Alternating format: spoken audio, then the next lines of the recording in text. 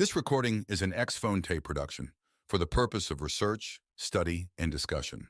If you find value in the following production, please show your support by subscribing to my YouTube channel and by liking the video. The Game of Life and How to Play It by Florence Scovel Shinn, published in 1925. The Game. Most people consider life a battle, but it is not a battle, it is a game. It is a game, however, which cannot be played successfully without the knowledge of spiritual law, and the Old and the New Testaments give the rules of the game with wonderful clearness. Jesus Christ taught that it was a great game of giving and receiving. Whatsoever a man soweth, that shall he also reap. This means that whatever man sends out in word or deed will return to him. What he gives, he will receive. If he gives hate, he will receive hate. If he gives love, he will receive love. If he gives criticism, he will receive criticism. If he lies, he will be lied to. If he cheats, he will be cheated. We are taught also that the imaging faculty plays a leading part in the game of life. Keep thy heart, or imagination, with all diligence, for out of it are the issues of life. Proverbs 4:23. This means that what man images, sooner or later externalizes in his affairs. I know of a man who feared a certain disease. It was a very rare disease and difficult to get, but he pictured it continually and read about it until it manifested in his body, and he died, the victim of distorted imagination. So we see, to play successfully the game of life, we must train the imaging faculty. A person with an imaging faculty trained to image only good brings into his life every righteous desire of his heart: health, wealth, love, friends, perfect self-expression, his highest ideals. The imagination has been called the scissors of the mind, and it is ever cutting, day by day, the pictures man sees there, and sooner or later he meets his own creations in his outer world. To train the imagination successfully, man must understand the workings of his mind. The Greeks said, "Know thyself." There are three departments of the mind: the subconscious, conscious, and superconscious. The subconscious is simply power without direction. It is like steam or electricity, and it does what it is directed to do. It has no power of induction. Whatever man feels deeply or images clearly is impressed upon the subconscious mind and carried out in minutest detail. For example, a woman I know when a child always made believe she was a widow. She dressed up in black clothes and wore a long black veil, and people thought she was very clever and amusing. She grew up and married a man with whom she was deeply in love. In a short time he died, and she wore black and a sweeping veil for many years. The picture of herself as a widow was impressed upon the subconscious mind, and in due time worked itself out, regardless of the havoc created. The conscious mind has been called mortal or carnal mind. It is the human mind and sees life as it appears to be. It sees death, disaster, sickness, poverty, and limitation of every kind, and it impresses the subconscious. The superconscious mind is the God mind within each man and is the realm of perfect ideas. In it is the perfect pattern spoken of by Plato, the divine design. For there is a divine design for each person. There is a place that you are to fill and no one else can fill, something you are to do which no one else can do. There is a perfect picture of this in the superconscious mind. It usually flashes across the conscious as an unattainable ideal, something too good to be true. In reality, it is man's true destiny, or destination, flashed to him from the infinite intelligence which is within himself. Many people, however, are in ignorance of their true destinies and are striving for things and situations which do not belong to them, and would only bring failure and dissatisfaction if attained.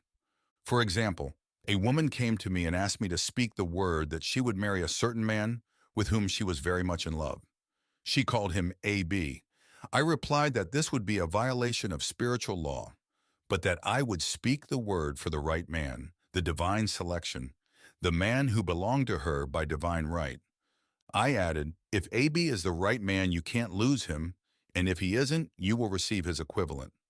She saw A.B. frequently, but no headway was made in their friendship. One evening, she called and said, "Do you know, for the last week, A.B. hasn't seemed so wonderful to me?" I replied, "Maybe he is not the divine selection. Another man may be the right one." Soon after that, She met another man who fell in love with her at once and who said she was his ideal.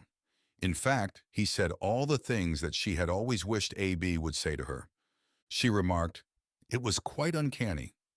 She soon returned his love and lost all interest in AB. This shows the law of substitution. A right idea was substituted for a wrong one, therefore there was no loss or sacrifice involved. Jesus Christ said, "Seek ye first the kingdom of God and his righteousness, and all these things shall be added unto you." And he said the kingdom was within man. The kingdom is the realm of right ideas or the divine pattern. Jesus Christ taught that man's words played a leading part in the game of life. By your words ye are justified, and by your words ye are condemned. Many people have brought disaster into their lives through idle words. For example, a woman once asked me why her life was now one of poverty, of limitation. Formerly she had a home, was surrounded by beautiful things, and had plenty of money. We found she had often tired of the management of her home and had said repeatedly, "I'm sick and tired of things. I wish I lived in a trunk," and she added, "Today I am living in that trunk." She had spoken herself into a trunk. The subconscious mind has no sense of humor, and people often joke themselves into unhappy experiences. For example, a woman who had a great deal of money joked continually about getting ready for the poorhouse.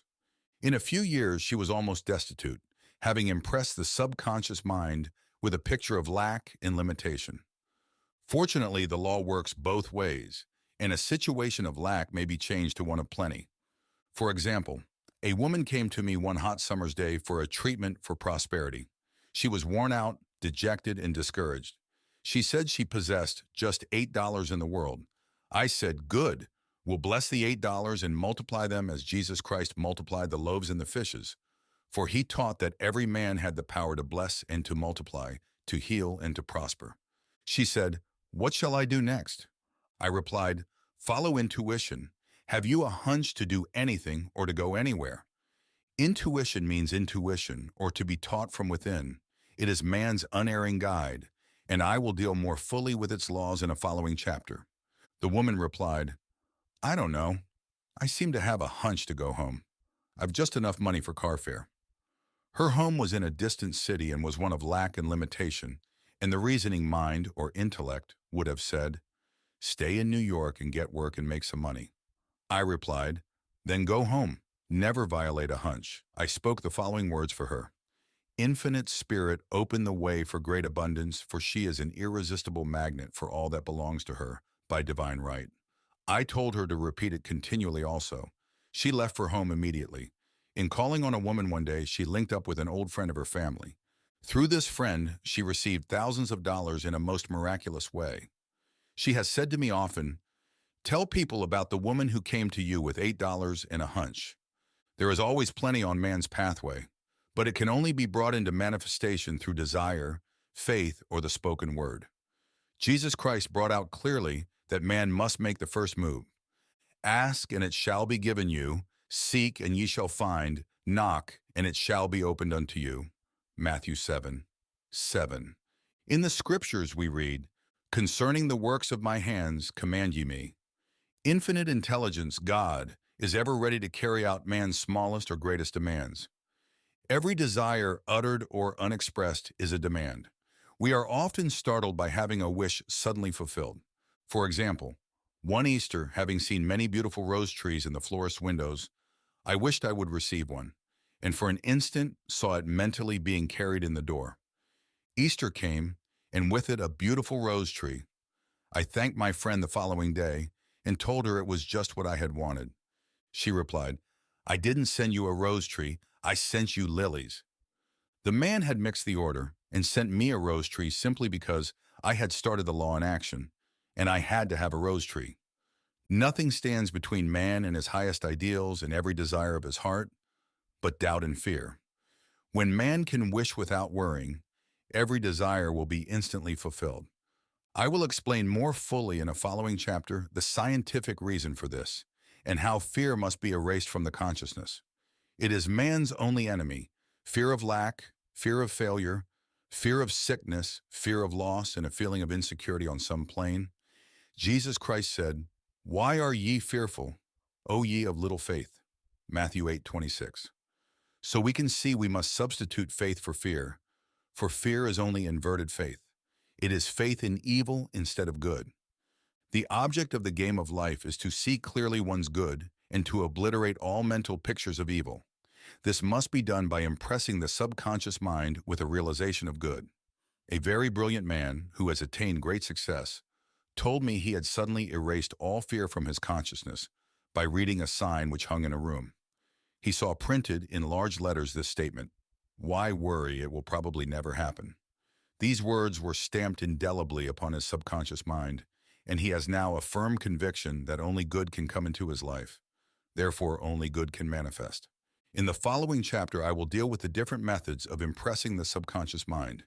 It is man's faithful servant, but one must be careful to give it the right orders. Man has ever a silent listener at his side, his subconscious mind. Every thought, every word is impressed upon it and carried out in amazing detail. It is like a singer making a record on the sensitive disc of the phonographic plate.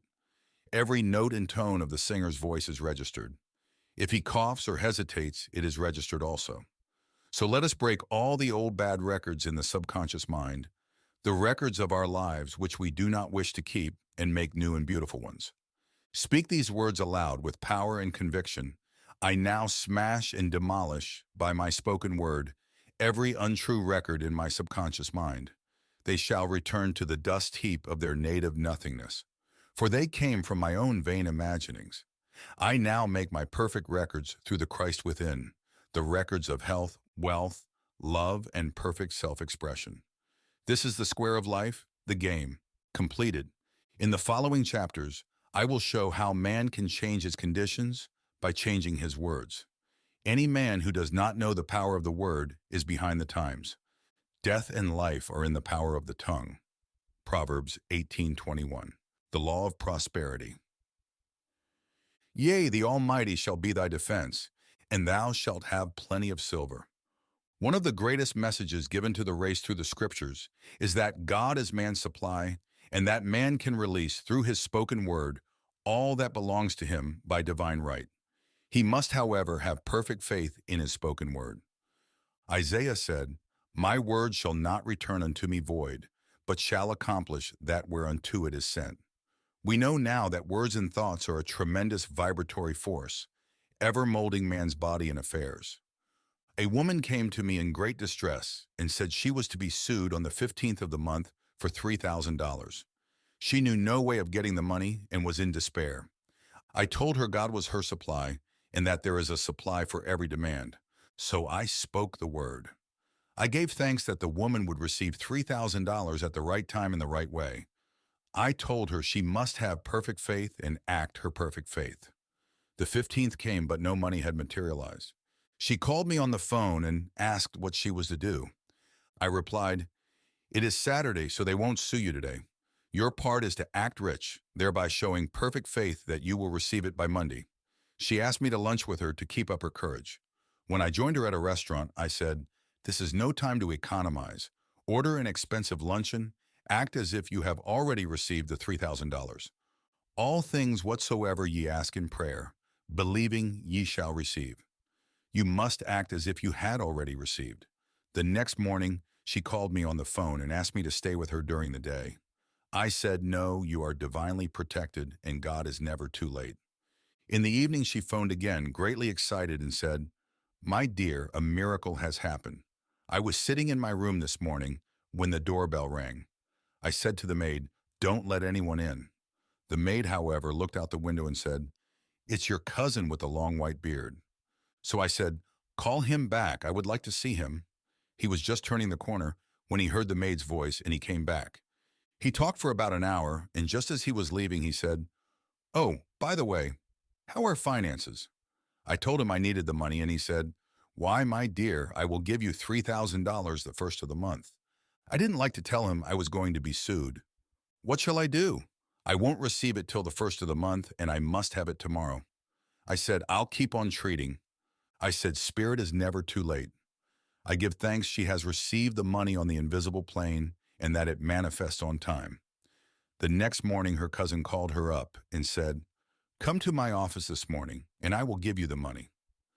That afternoon, she had $3,000 to her credit in the bank and wrote checks as rapidly as her excitement would permit. If one asks for success and prepares for failure, he will get the situation that he has prepared for. For example, a man came to me asking me to speak the word that a certain debt would be wiped out. I found he spent his time planning what he would say to the man when he did not pay his bill, thereby neutralizing my words. He should have seen himself paying the debt. We have a wonderful illustration of this in the Bible, relating to the three kings who were in the desert, without water for their men and horses. They consulted the prophet Elisha, who gave them this astonishing message. Thus saith the Lord, Ye shall not see wind, neither shall ye see rain, yet make this valley full of ditches. Man must prepare for the thing he has asked for, when there isn't the slightest sign of it in sight. For example, a woman found it necessary to look for an apartment during the year when there was a great shortage of apartments in New York. It was considered almost an impossibility, and her friends were sorry for her and said, "Isn't it too bad you'll have to store your furniture and live in a hotel?" She replied, "You needn't feel sorry for me. I'm a superman and I'll get an apartment." She spoke the words, "Infinite Spirit, open the way for the right apartment." She knew there was a supply for every demand and that she was unconditioned, working on the spiritual plane, and that one with God is a majority. She had contemplated buying new blankets when the tempter, the adverse thought or reasoning mind, suggested, "Don't buy the blankets, perhaps, after all, you won't get an apartment and you will have no use for them." She promptly replied to herself, "I'll dig my ditches by buying the blankets." So she prepared for the apartment, acted as though she already had it. She found one in a miraculous way, and it was given to her, although there were over 200 other applicants. The blankets showed active faith. It is needless to say that the ditches dug by the three kings in the desert were filled to overflowing. Read 2 Kings. Getting into the spiritual swing of things is no easy matter for the average person. The adverse thoughts of doubt amid fear surge from the subconscious. They are the army of the aliens, which must be put to flight. This explains why it is so often darkest before the dawn. A big demonstration is usually preceded by tormenting thoughts. Having made a statement of high spiritual truth, one challenges the old beliefs in the subconscious, and error is exposed to be put out. This is the time when one must make his affirmations of truth repeatedly, and rejoice and give thanks that he has already received. Before ye call, I shall answer. This means that every good and perfect gift is already man's awaiting his recognition. Man can only receive what he sees himself receiving. The children of Israel were told that they could have all the land they could see. This is true of every man. He has only the land within his own mental vision. Every great work, every big accomplishment has been brought into manifestation through holding to the vision. And often just before the big achievement comes apparent failure and discouragement. The children of Israel, when they reached the promised land, were afraid to go in, for they said it was filled with giants who made them feel like grasshoppers. And there we saw the giants, and we were in our own sight as grasshoppers. This is almost every man's experience. However, the one who knows spiritual law is undisturbed by appearance and rejoices while he is yet in captivity. That is, he holds to his vision and gives thanks that the end is accomplished, he has received. Jesus Christ gave a wonderful example of this. He said to his disciples, "Say not ye, there are yet 4 months, and then cometh the harvest. Behold, I say unto you, lift up your eyes and look on the fields, for they are ripe already to harvest." His clear vision pierced the world of matter, and he saw clearly the fourth-dimensional world, things as they really are, perfect and complete in divine mind. So man must ever hold the vision of his journey's end and demand the manifestation of that which he has already received. It may be his perfect health, love, supply, self-expression, home or friends. They are all finished and perfect ideas registered in divine mind, man's own superconscious mind, and must come through him, not to him. For example, a man came to me asking for treatments for success. It was imperative that he raise within a certain time $50,000 for his business. The time limit was almost up when he came to me in despair. No one wanted to invest in his enterprise, and the bank had flatly refused a loan. I replied, I suppose you lost your temper while at the bank, therefore your power. You can control any situation if you first control yourself. Go back to the bank, I added, and I will treat. My treatment was, you are identified in love with the spirit of everyone connected with the bank. Let the divine idea come out of this situation. He replied, Woman, you are talking about an impossibility. Tomorrow is Saturday. The bank closes at 12, and my train won't get me there until 10, and the time limit is up tomorrow. And anyway, they won't do it. It's too late. I replied, God doesn't need any time and it's never too late. With him, all things are possible. I added, I don't know anything about business, but I know all about God. He replied, It all sounds fine when I sit here listening to you, but when I go out, it's terrible. He lived in a distant city, and I did not hear from him for a week. Then came a letter. It read, You were right. I raised the money and will never again doubt the truth of all that you told me. I saw him a few weeks later and I said, What happened? You evidently had plenty of time after all. He replied, My train was late and I got there just 15 minutes to 12. I walked into the bank quietly and said, I have come for the loan. And they gave it to me without a question. It was the last 15 minutes of the time allotted to him. An infinite spirit was not too late. In this instance, the man could never have demonstrated alone. He needed someone to help him hold to the vision. This is what one man can do for another. Jesus Christ knew the truth of this when he said, If two of you shall agree on earth as touching anything that they shall ask, it shall be done for them of my Father which is in heaven.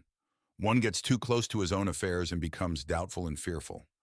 The friend or healer sees clearly the success, health, or prosperity and never wavers because he is not close to the situation.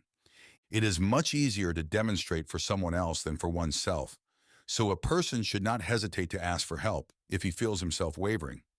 A keen observer of life once said, No man can fail if some one person sees him successful. Such is the power of the vision, and many a great man has owed his success to a wife or sister or a friend who believed in him and held without wavering to the perfect pattern, the power of the word. By thy words thou shalt be justified, and by thy words thou shalt be condemned. A person knowing the power of the word becomes very careful of his conversation. He has only to watch the reaction of his words to know that they do not return void. Through his spoken word, man is continually making laws for himself. I knew a man who said, I always miss a car. It invariably pulls out just as I arrive. His daughter said, I always catch a car. It's sure to come just as I get there. This occurred for years. Each had made a separate law for himself, one of failure, one of success. This is the psychology of superstitions. The horseshoe or rabbit's foot contains no power. But man's spoken word and belief that it will bring him good luck creates expectancy in the subconscious mind and attracts a lucky situation.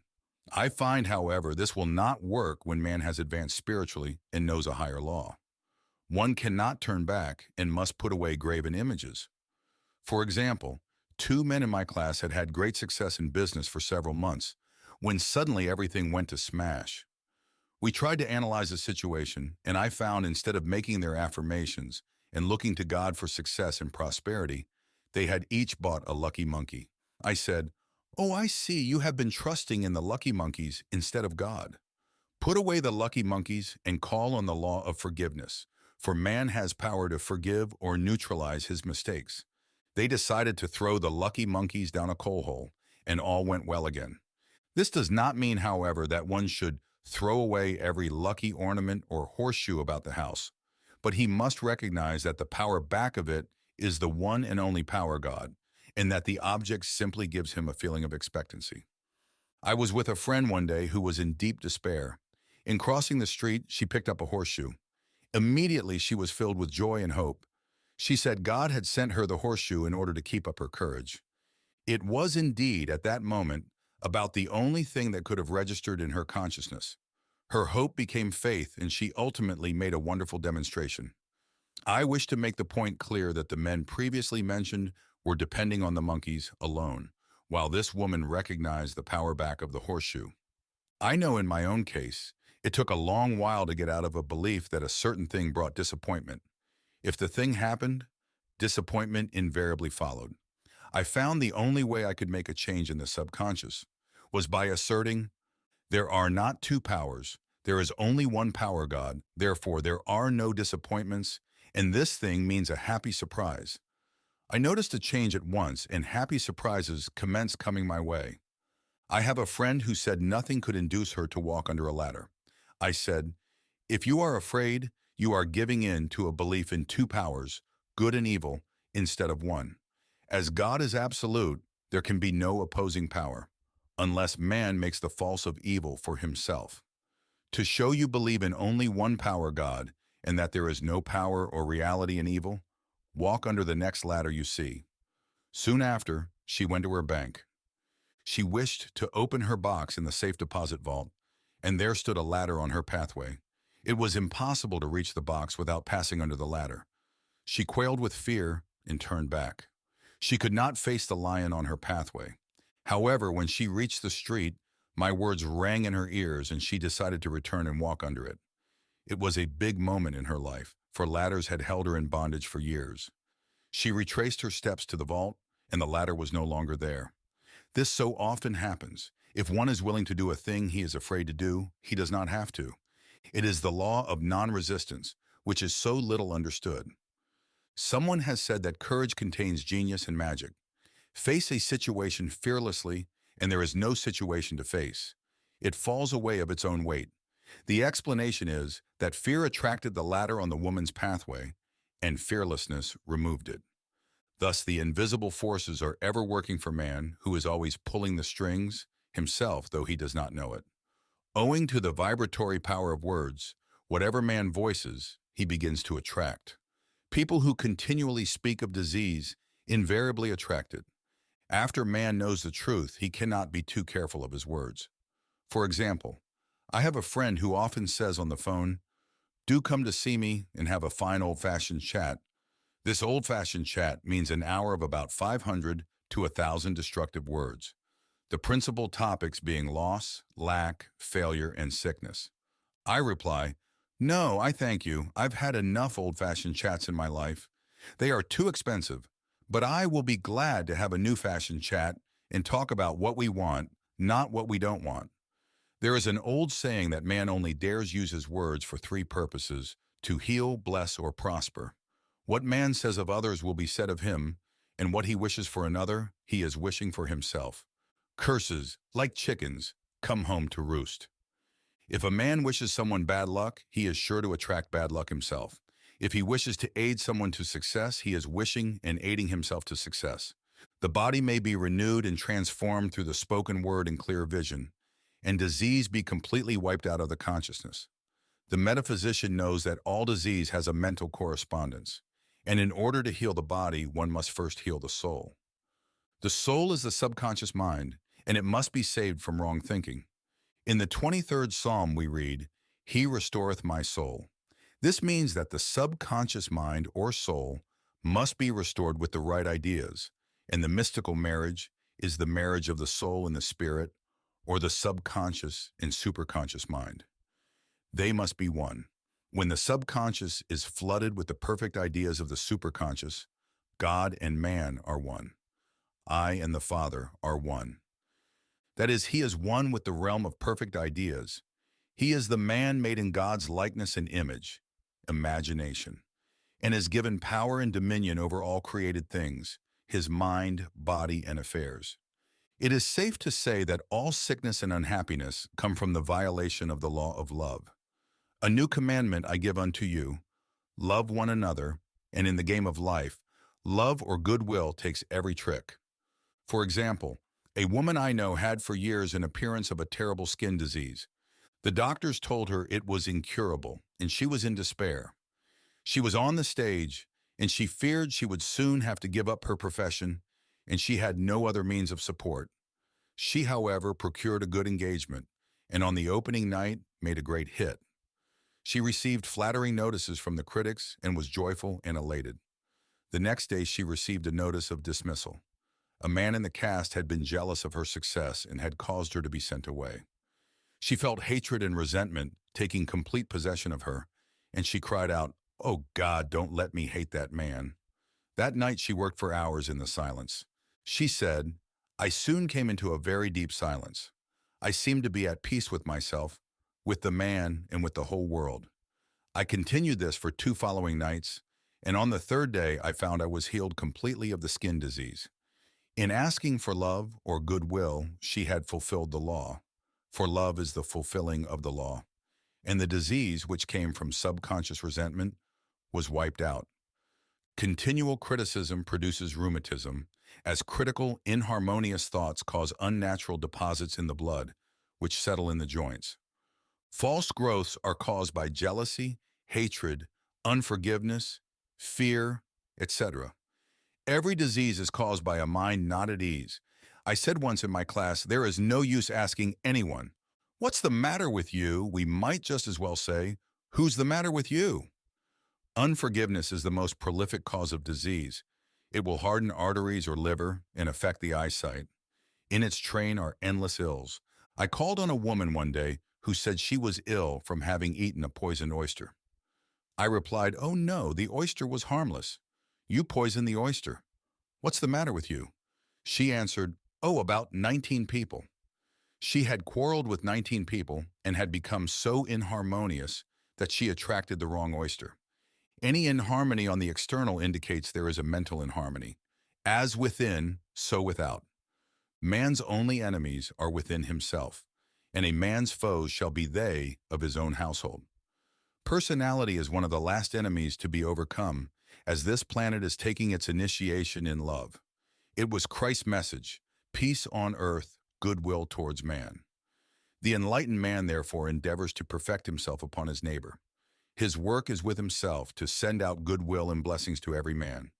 And the marvelous thing is that if one blesses a man, he has no power to harm him. For example, a man came to me asking to treat for success in business. He was selling machinery, and a rival appeared on the scene with what he proclaimed was a better machine, and my friend feared defeat. I said, first of all, we must wipe out all fear and know that God protects your interests, and that the divine idea must come out of the situation. That is, the right machine will be sold by the right man to the right man. And I added, don't hold one critical thought towards that man. Bless him all day and be willing not to sell your machine if it isn't the divine idea. So he went to the meeting, fearless and non-resistant, and blessing the other man. He said the outcome was very remarkable. The other man's machine refused to work, and he sold his without the slightest difficulty. Circumflex. But I say unto you, love your enemies, bless them that curse you, do good to them that hate you, and pray for them which spitefully use you and persecute you. Goodwill produces a great aura of protection about the one who sends it, and no weapon that is formed against him shall prosper. In other words, love and goodwill destroy the enemies within oneself. Therefore, one has no enemies on the external. There is peace on earth for him who sends goodwill to man. The law of non-resistance. Resist not evil, be not overcome of evil, but overcome evil with good. Nothing on earth can resist an absolutely non-resistant person. The Chinese say that water is the most powerful element because it is perfectly non-resistant. It can wear away a rock and sweep all before it. Jesus Christ said, resist not evil, for he knew in reality there is no evil, therefore nothing to resist. Evil has come of man's vain imagination, or a belief in two powers, good and evil. There is an old legend that Adam and Eve ate of Maya, the tree of illusion, and saw two powers instead of one power, God. Therefore, evil is a false law man has made for himself through psychoma or soul sleep. Soul sleep means that man's soul has been hypnotized by the race belief of sin, sickness and death, etc., which is carnal or mortal thought, and his affairs have outpictured his illusions. We have read in a preceding chapter that man's soul is his subconscious mind, and whatever he feels deeply, good or bad, is outpictured by that faithful servant. His body and affairs show forth what he has been picturing.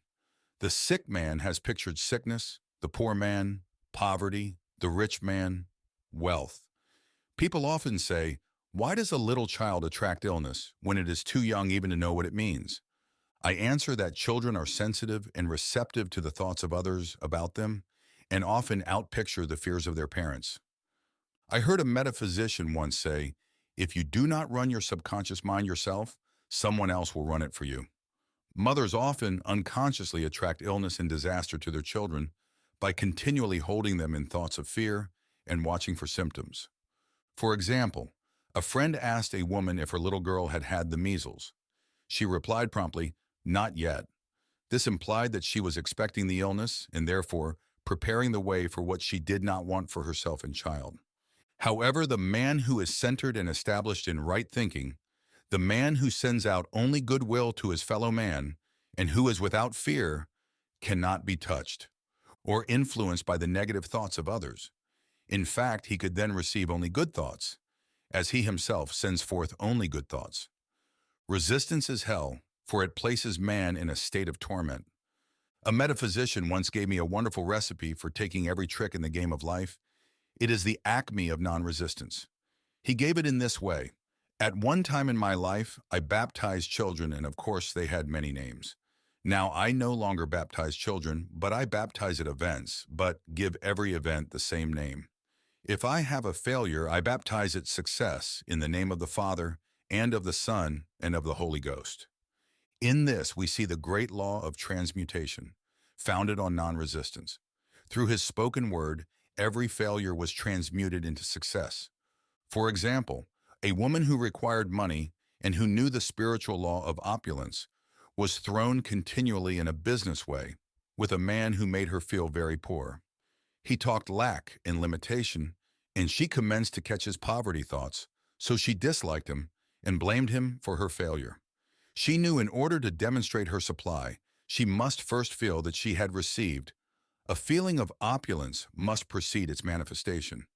It dawned upon her one day that she was resisting the situation and seeing two powers instead of one. So she blessed the man and baptized the situation success. She affirmed, "As there is only one power, God, this man is here for my good and my prosperity," just what he did not seem to be there for. Soon after that, she met, through this man, a woman who gave her for a service rendered several $1,000s, and the man moved to a distant city and faded harmoniously from her life. Make the statement, "Every man is a golden link in the chain of my good, for all men are God in manifestation, awaiting the opportunity given by man himself to serve the divine plan of his life." Bless your enemy, and you rob him of his ammunition. His arrows will be transmuted into blessings. This law is true of nations as well as individuals. Bless a nation, send love and goodwill to every inhabitant, and it is robbed of its power to harm. Man can only get the right idea of non-resistance through spiritual understanding. My students have often said, "I don't want to be a doormat." I reply, when you use non-resistance with wisdom, no one will ever be able to walk over you. Another example. One day I was impatiently awaiting an important telephone call. I resisted every call that came in and made no outgoing calls myself, reasoning that it might interfere with the one I was awaiting. Instead of saying, "Divine ideas never conflict, the call will come at the right time," leaving it to infinite intelligence to arrange, I commenced to manage things myself. I made the battle mine, not God's, and remained tense and anxious. The bell did not ring for about an hour, and I glanced at the phone and found the receiver had been off that length of time, and the phone was disconnected. My anxiety, fear, and belief in interference had brought on a total eclipse of the telephone. Realizing what I had done, I commenced blessing the situation at once. I baptized its success and affirmed, "I cannot lose any call that belongs to me by divine right. I am under grace and not under law." A friend rushed out to the nearest telephone to notify the company to reconnect. She entered a crowded grocery, but the proprietor left his customers and attended to the call himself.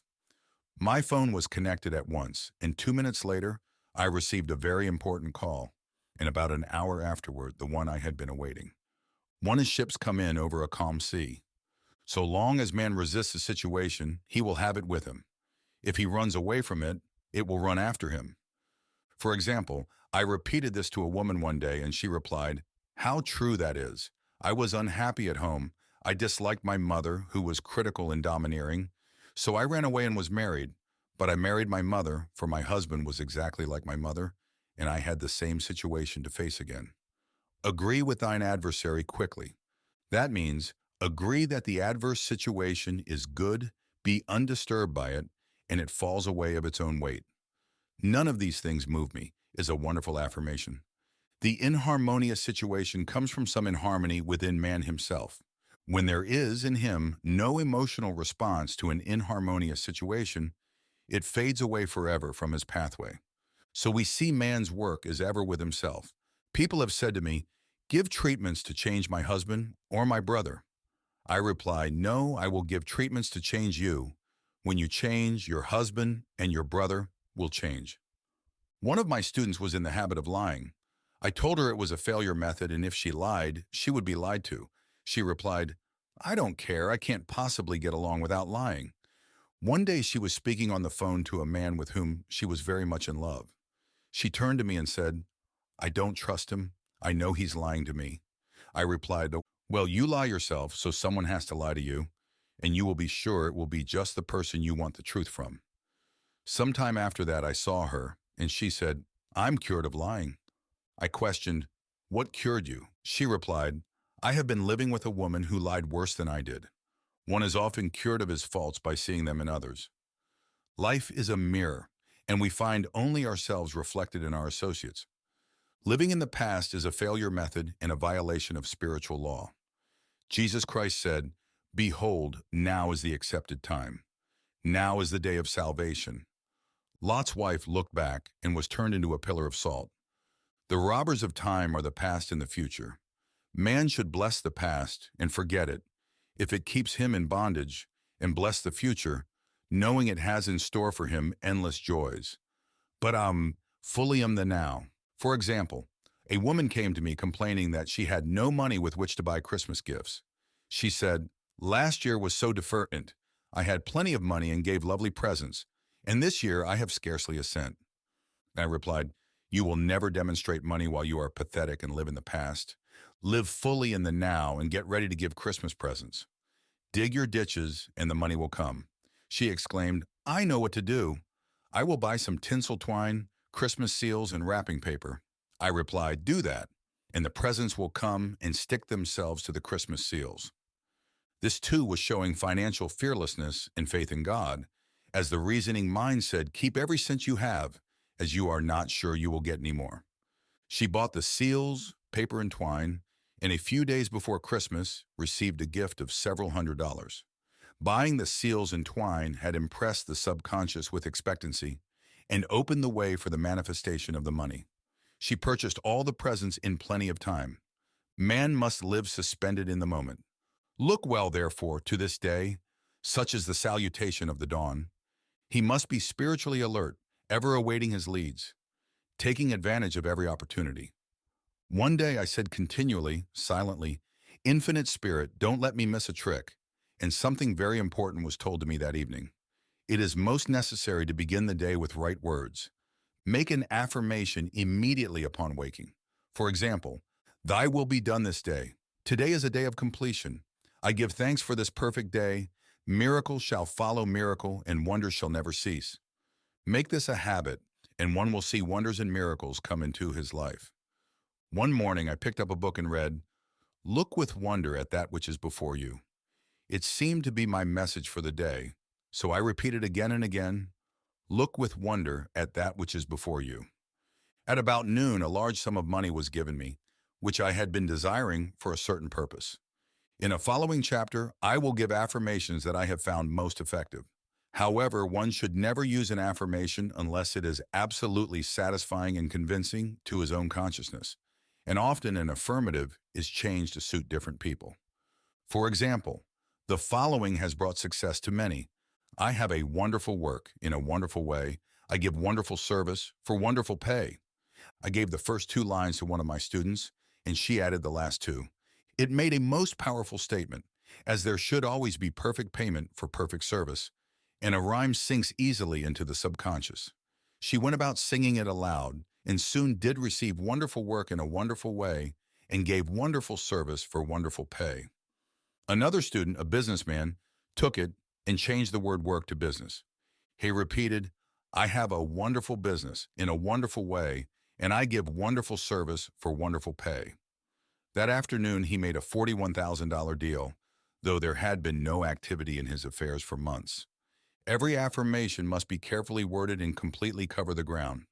For example, I knew a woman who was in great need and made a demand for work. She received a great deal of work, but was never paid anything. She now knows to add wonderful service for wonderful pay. It is man's divine right to have plenty, more than enough. His barn should be full and his cup should flow over. This is God's idea for man, and when man breaks down the barriers of lack in his own consciousness, the golden age will be his, and every righteous desire of his heart fulfilled. The law of karma and the law of forgiveness. Man receives only that which he gives. The game of life is a game of boomerangs. Man's thoughts, deeds, and words return to him sooner or later with astounding accuracy. This is the law of karma, which is Sanskrit for comeback. Whatsoever a man soweth, that shall he also reap. For example, a friend told me this story of herself, illustrating the law.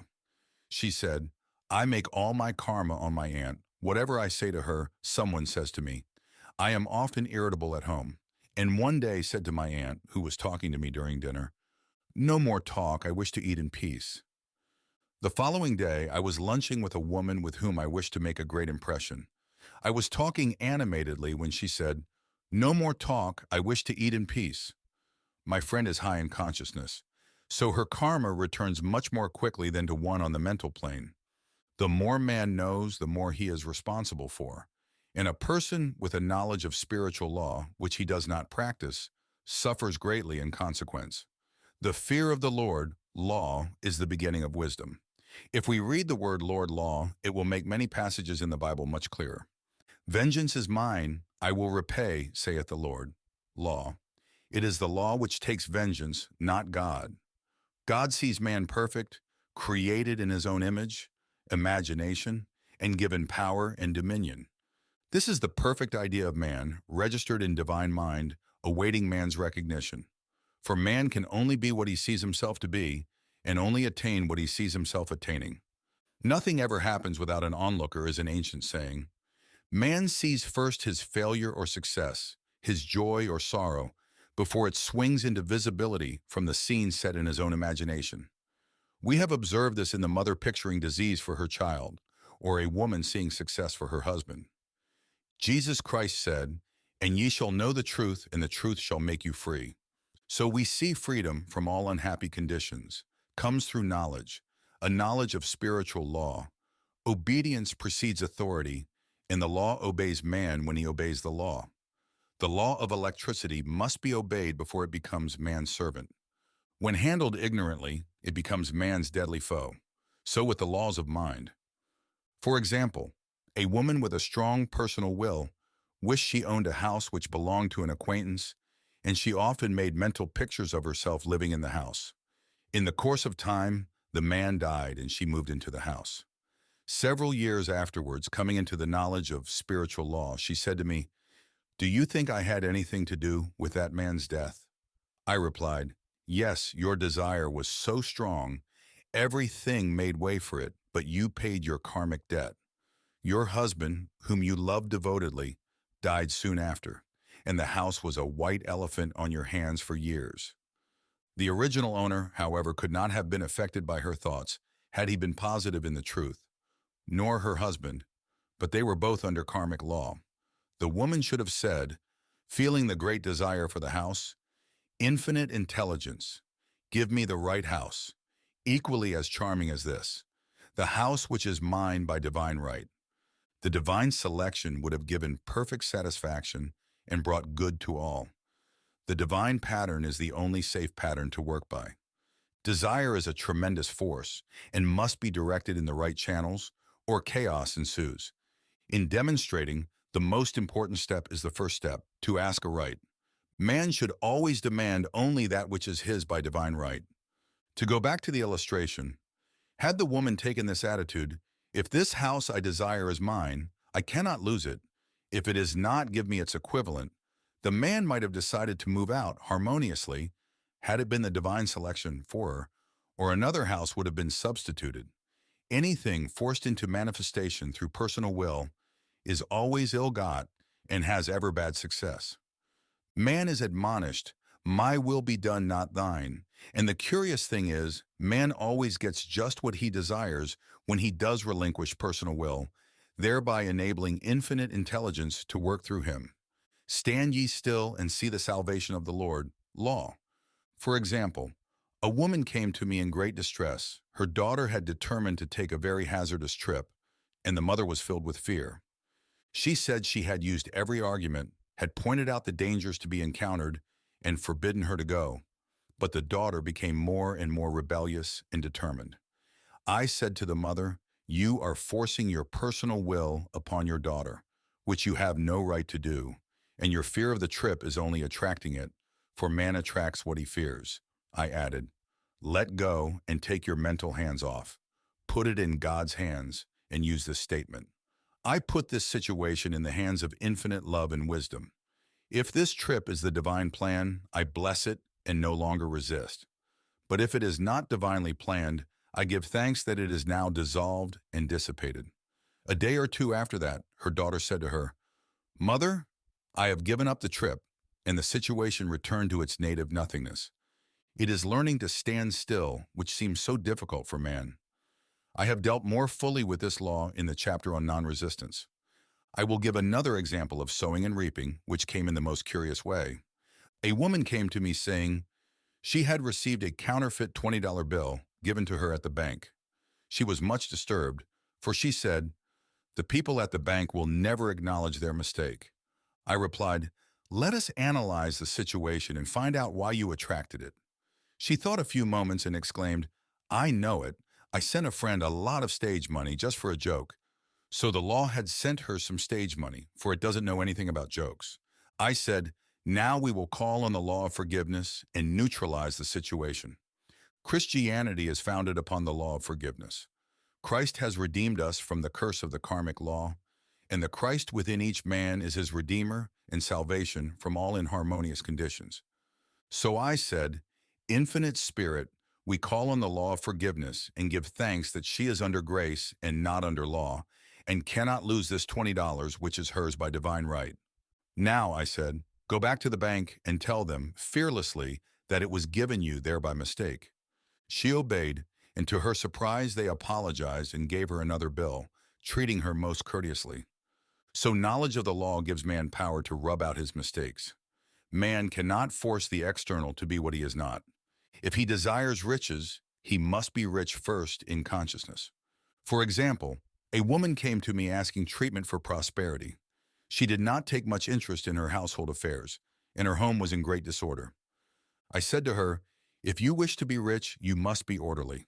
All men with great wealth are orderly, and order is heaven's first law." I added, "You will never become rich with a burnt match in the pincushion." She had a good sense of humor and commenced immediately putting her house in order. She rearranged furniture, straightened out bureau drawers, cleaned rugs, and soon made a big financial demonstration, a gift from a relative. The woman herself became made over and keeps herself keyed up financially by being ever watchful of the external and expecting prosperity, knowing God is her supply. Many people are in ignorance of the fact that gifts and things are investments, and that hoarding and saving invariably lead to loss. There is that scattereth and yet increaseth, and there is that withholdeth more than is meet, but it tendeth to poverty. For example, I knew a man who wanted to buy a fur-lined overcoat. He and his wife went to various shops, but there was none he wanted. He said they were all too cheap-looking. At last he was shown one, the salesman said was valued at $1,000, but which the manager would sell him for $500, as it was late in the season. His financial possessions amounted to about $700. The reasoning mind would have said, "You can't afford to spend nearly all you have on a coat," but he was very intuitive and never reasoned. He turned to his wife and said, "If I get this coat, I'll make a ton of money." So his wife consented weakly. About a month later, he received a $10,000 commission. The coat made him feel so rich it linked him with success and prosperity. Without the coat, he would not have received the commission.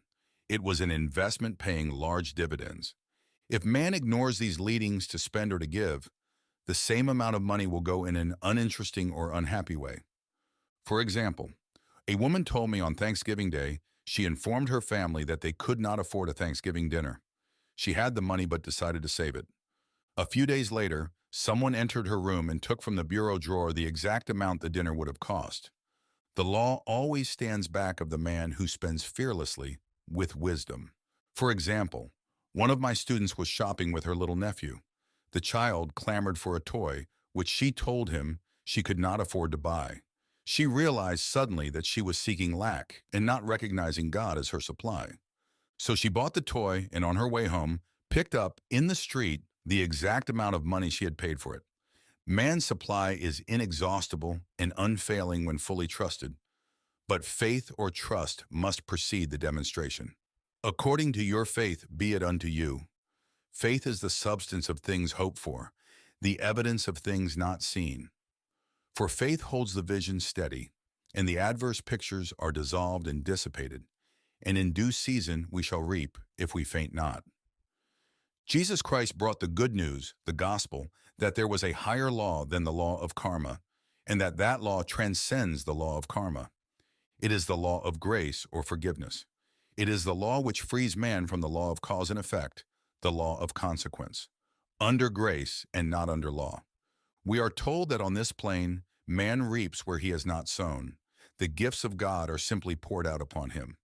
All that the kingdom affords is his. This continued state of bliss awaits the man who has overcome the race or world thought. In the world thought there is tribulation, but Jesus Christ said, "Be of good cheer, I have overcome the world." The world thought is that of sin, sickness, and death. He saw their absolute unreality and said, "Sickness and sorrow shall pass away, and death itself, the last enemy, be overcome." We know now, from a scientific standpoint, that death could be overcome by stamping the subconscious mind with the conviction of eternal youth and eternal life. The subconscious, being simply power without direction, carries out orders without questioning. Working under the direction of the superconscious, the Christ or God within man, the resurrection of the body would be accomplished. Man would no longer throw off his body in death. It would be transformed into the body electric, sung by Walt Whitman. For Christianity is founded upon the forgiveness of sins and an empty tomb, casting the burden. Impressing the subconscious. When man knows his own powers and the workings of his mind, his great desire is to find an easy and quick way to impress the subconscious with good, for simply an intellectual knowledge of the truth will not bring results. In my own case, I found the easiest way is in casting the burden. A metaphysician once explained it in this manner. He said, "The only thing which gives anything weight in nature is the law of gravitation. And if a boulder could be taken high above the planet, there would be no weight in that boulder." And that is what Jesus Christ meant when he said, "My yoke is easy and my burden is light." He had overcome the world vibration and functioned in the fourth dimensional realm, where there is only perfection, completion, life, and joy. He said, "Come to me, all ye that labor and are heavy laden, and I will give you rest. Take my yoke upon you, for my yoke is easy and my burden is light." We are also told in the 55th Psalm to cast thy burden upon the Lord.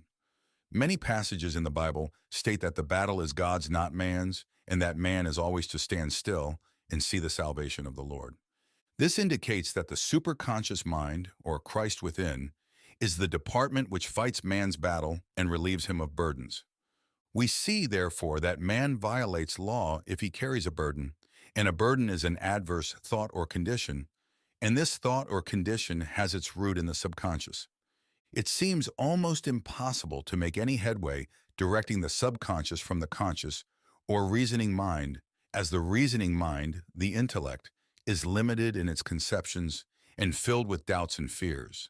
How scientific it then is to cast the burden upon the superconscious mind, or Christ within, where it is made light or dissolved into its native nothingness. For example, a woman in urgent need of money made light upon the Christ within, the superconscious, with the statement, "I cast this burden of lack on the Christ within, and I go free to have plenty." The belief in lack was her burden, and as she cast it upon the superconscious with its belief of plenty, an avalanche of supply was the result. We read, "The Christ in you, the hope of glory." Another example, one of my students had been given a new piano, and there was no room in her studio for it until she had moved out of the old one. She was in a state of perplexity. She wanted to keep the old piano, but knew of no place to send it. She became desperate, as the new piano was to be sent immediately. In fact, was on its way, with no place to put it. She said it came to her to repeat, "I cast this burden on the Christ within, and I go free."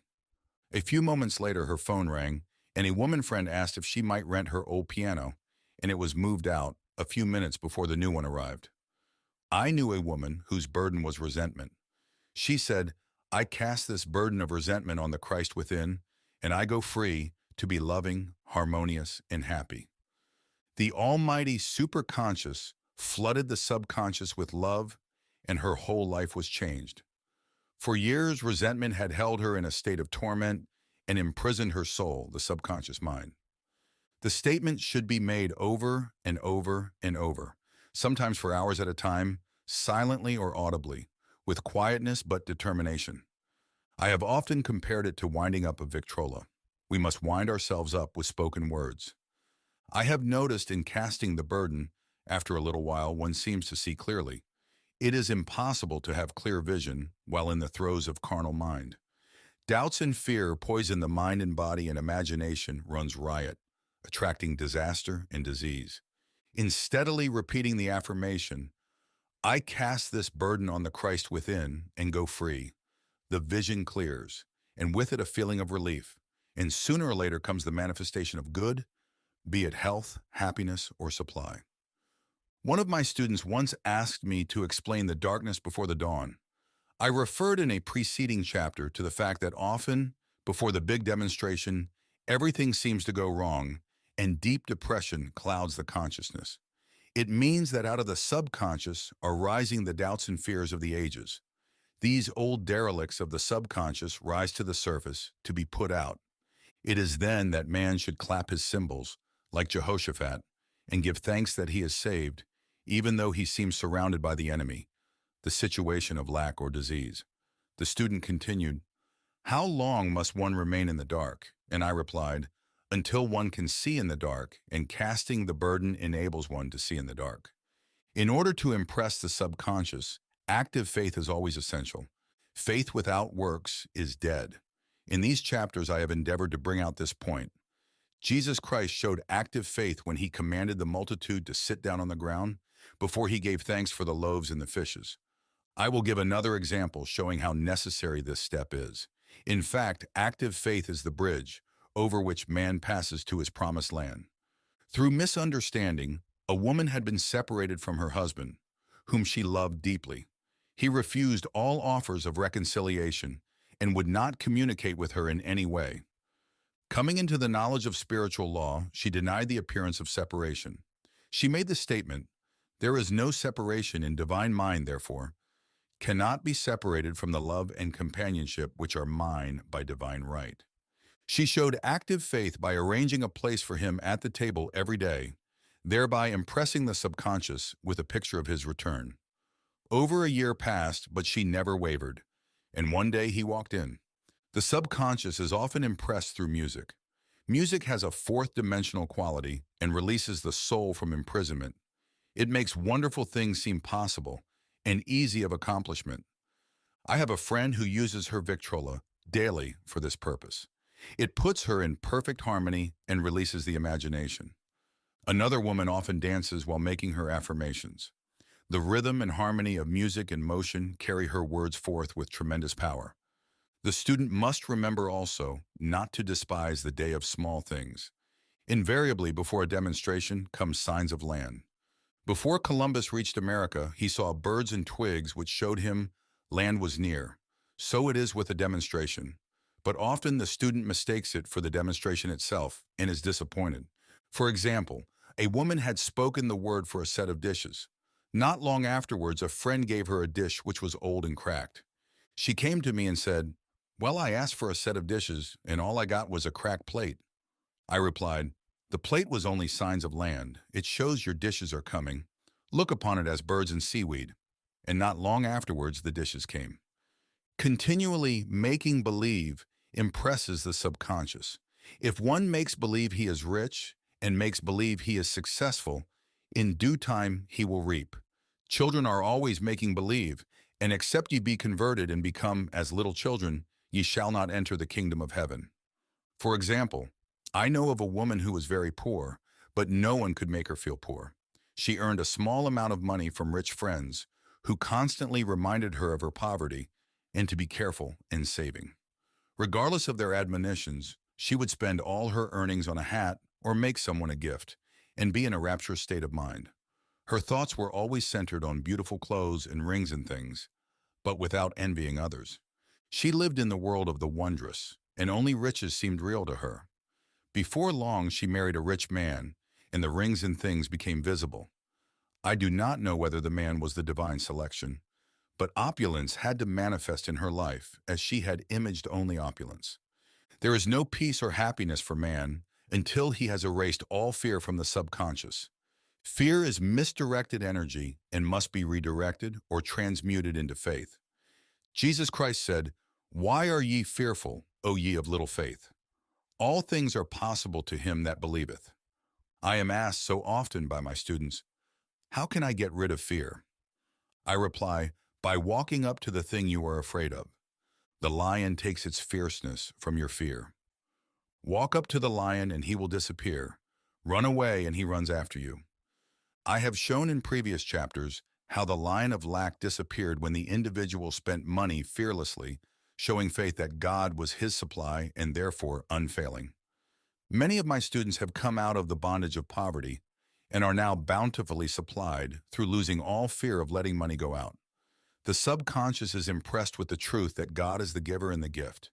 Therefore, as one is one with the giver, he is one with the gift. A splendid statement is, I now thank God the giver for God the gift. Man has so long separated himself from his good and his supply through thoughts of separation and lack that sometimes it takes dynamite to dislodge these false ideas from the subconscious, and the dynamite is a big situation.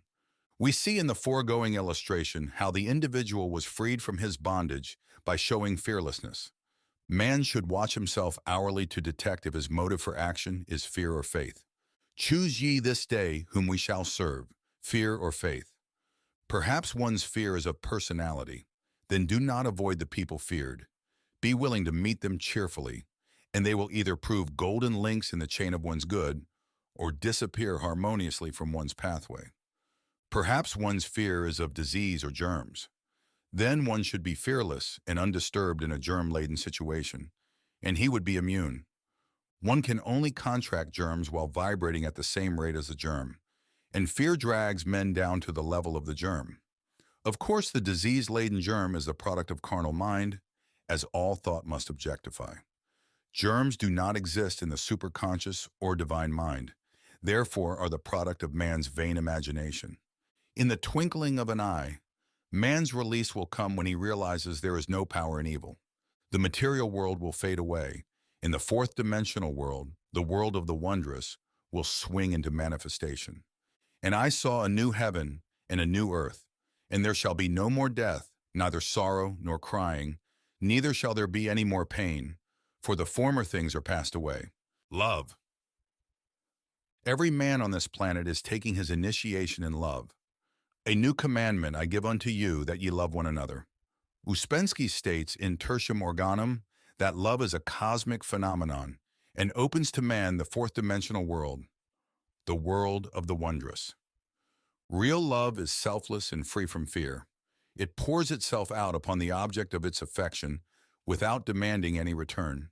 Its joy is in the joy of giving. Love is God in manifestation and the strongest magnetic force in the universe. Pure, unselfish love draws to itself its own. It does not need to seek or demand. Scarcely anyone has the faintest conception of real love. Man is selfish, tyrannical, or fearful in his affections, thereby losing the thing he loves. Jealousy is the worst enemy of love, for the imagination runs riot, seeing the loved one attracted to another, and invariably these fears objectify if they are not neutralized. For example, a woman came to me in deep distress.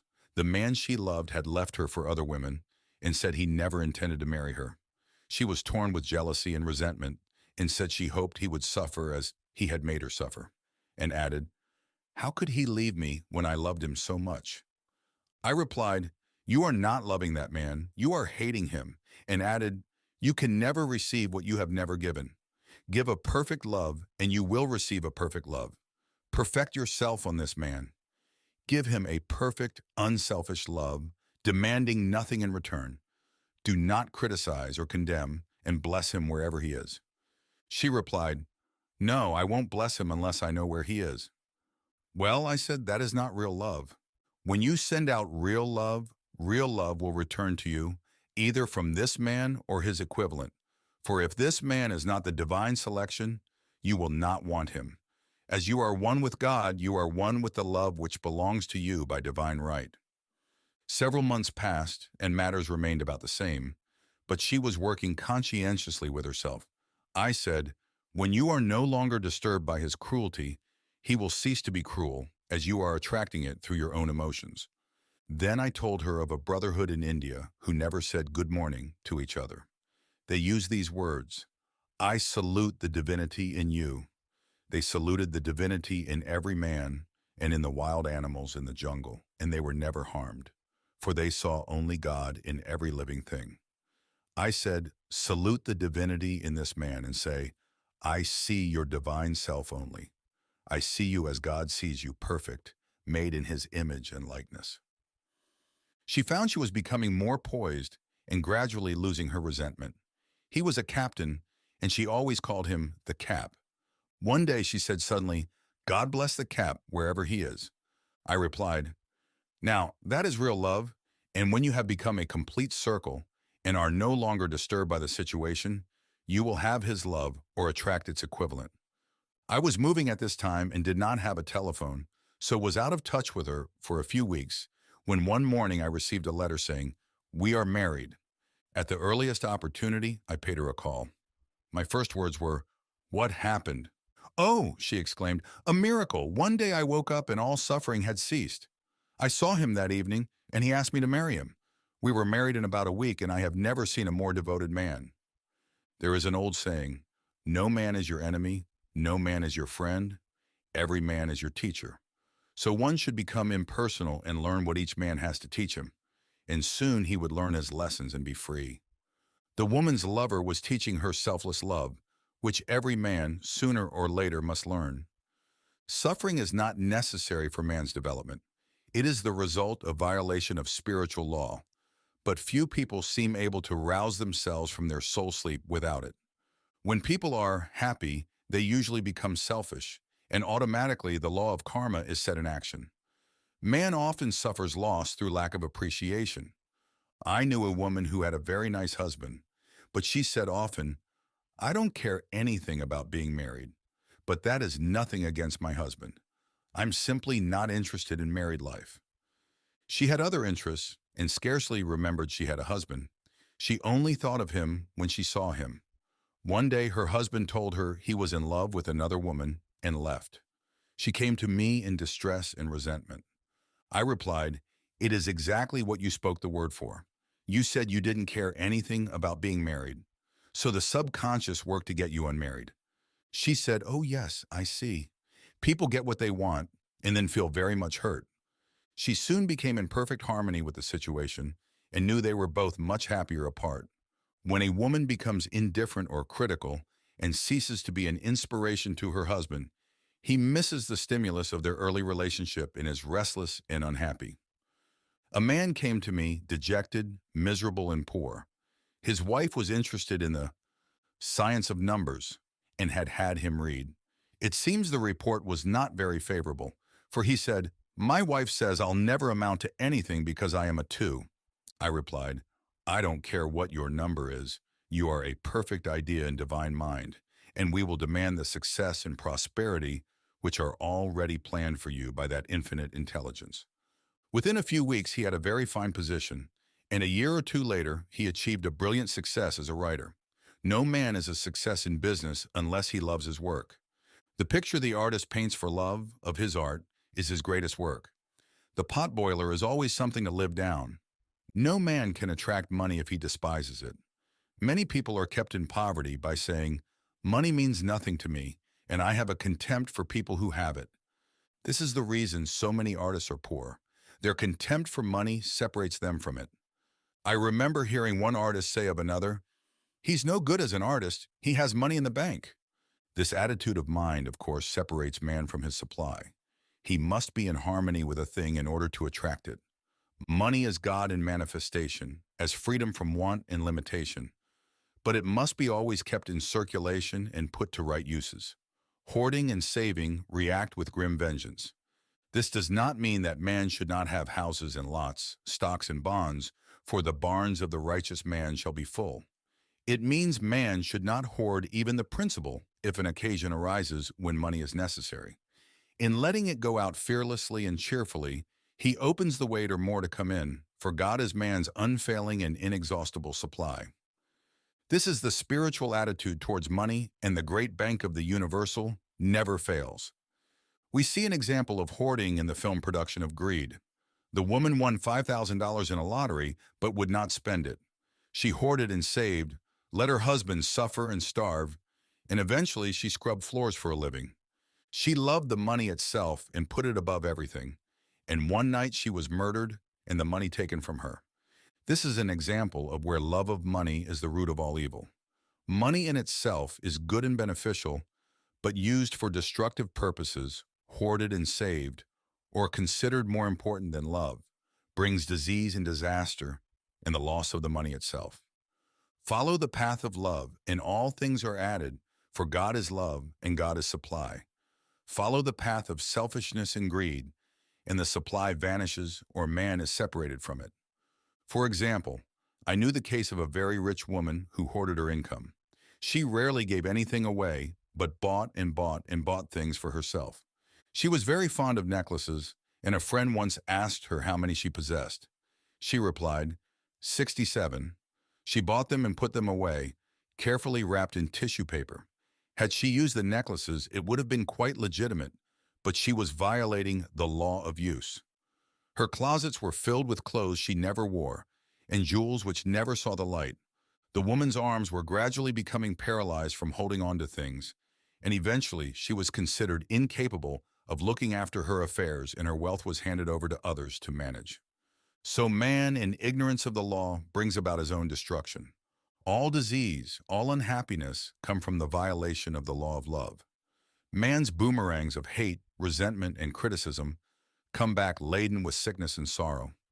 Love seems almost a lost art, but the man with the knowledge of spiritual law knows it must be regained, for without it, he has become as sounding brass and tinkling cymbals. For example, I had a student who came to me month after month to clean her consciousness of resentment. After a while, she arrived at the point where she resented only one woman, but that one woman kept her busy. Little by little, she became poised and harmonious, and one day, all resentment was wiped out. She came in radiant and exclaimed, "You can't understand how I feel." The woman said something to me, and instead of being furious, I was loving and kind, and she apologized and was perfectly lovely to me. No one can understand the marvelous lightness I feel within. Love and goodwill are invaluable in business. For example, a woman came to me, complaining of her employer. She said she was cold and critical and knew she did not want her in the position. "Well," I replied, "salute the divinity in the woman and send her love." She said, "I can't. She's a marble woman." I answered, "You remember the story of the sculptor who asked for a certain piece of marble? He was asked why he wanted it, and he replied, 'Because there is an angel in the marble.' And out of it, he produced a wonderful work of art." She said, "Very well, I'll try it." A week later, she came back and said, "I did what you told me to, and now the woman is very kind and took me out in her car." People are sometimes filled with remorse for having done someone an unkindness, perhaps years ago. If the wrong cannot be righted, its effect can be neutralized by doing someone a kindness in the present. "This one thing I do, forgetting those things which are behind and reaching forth unto those things which are before." Sorrow, regret, and remorse tear down the cells of the body and poison the atmosphere of the individual. A woman said to me in deep sorrow, "Treat me to be happy and joyous, for my sorrow makes me so irritable with the members of my family that I keep making more karma." I was asked to treat a woman who was mourning for her daughter. I denied all belief in loss and separation and affirmed that God was the woman's joy, love, and peace. The woman gained her poise at once, but sent word by her son not to treat any longer because she was so happy it wasn't respectable. So mortal mind loves to hang on to its griefs and regrets. I knew a woman who went about bragging of her troubles, so of course she always had something to brag about. The old idea was if a woman did not worry about her children, she was not a good mother. Now we know that mother fear is responsible for many of the diseases and accidents which come into the lives of children. For fear pictures vividly the disease or situation feared, and these pictures objectify, if not neutralized. Happy is the mother who can say sincerely that she puts her child in God's hands and knows therefore that he is divinely protected. For example, a woman awoke suddenly in the night feeling her brother was in great danger. Instead of giving in to her fears, she commenced making statements of truth, saying, "Man is a perfect idea in divine mind and is always in his right place. Therefore, my brother is in his right place and is divinely protected."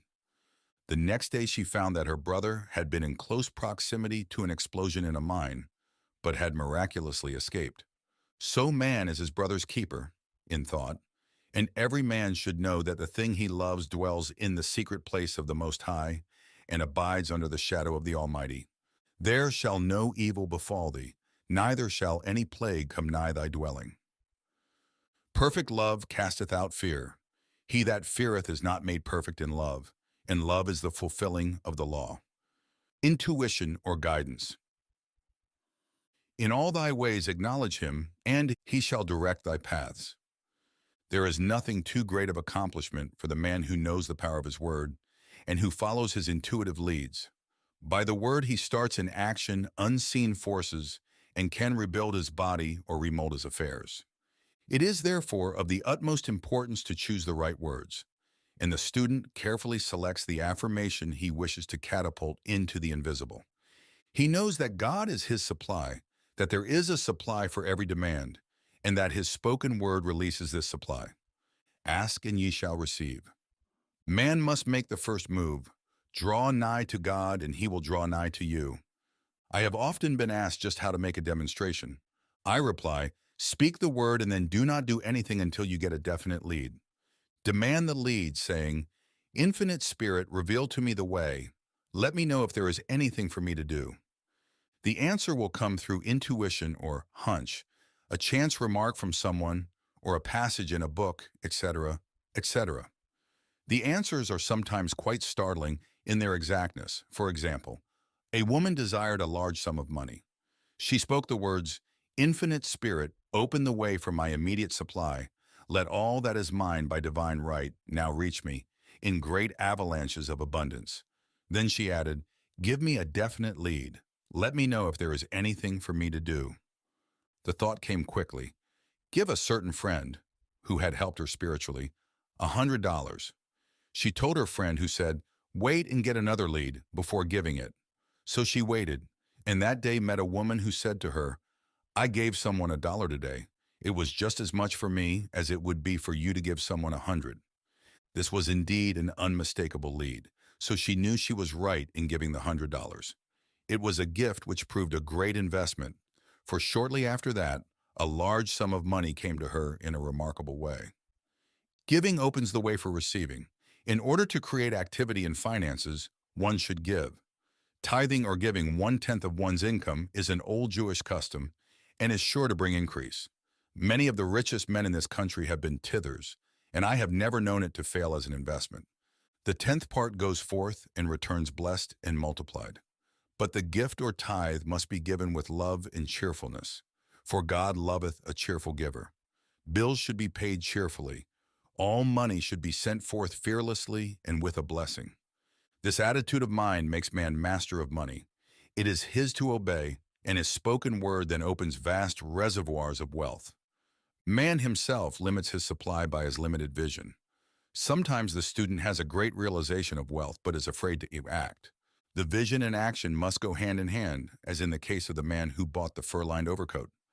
A woman came to me asking me to speak the word for a position. So I demanded, "Infinite Spirit, open the way for this woman's right position." Never ask for just a position. Ask for the right position, the place already planned in divine mind, as it is the only one that will give satisfaction. I then gave thanks that she had already received and that it would manifest quickly. Very soon, she had 3 positions offered her, 2 in New York and 1 in Palm Beach, and she did not know which to choose. I said, "Ask for a definite lead." The time was almost up and was still undecided when one day she telephoned, "When I woke up this morning, I could smell Palm Beach." She had been there before and knew its balmy fragrance. I replied, "Well, if you can smell Palm Beach from here, it is certainly your lead." She accepted the position, and it proved a great success. Often one's lead comes at an unexpected time. One day I was walking down the street when I suddenly felt a strong urge to go to a certain bakery, a block or two away. The reasoning mind resisted, arguing, "There is nothing there that you want."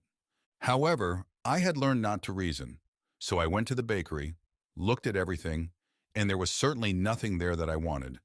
But coming out, I encountered a woman I had thought of often, and who was in great need of the help which I could give her. So often, one goes for one thing and finds another.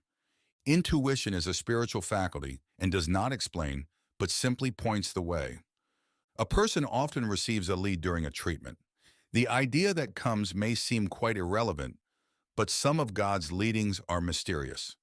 In the class one day, I was treating that each individual would receive a definite lead. A woman came to me afterwards and said, "While you were treating, I got the hunch to take my furniture out of storage and get an apartment."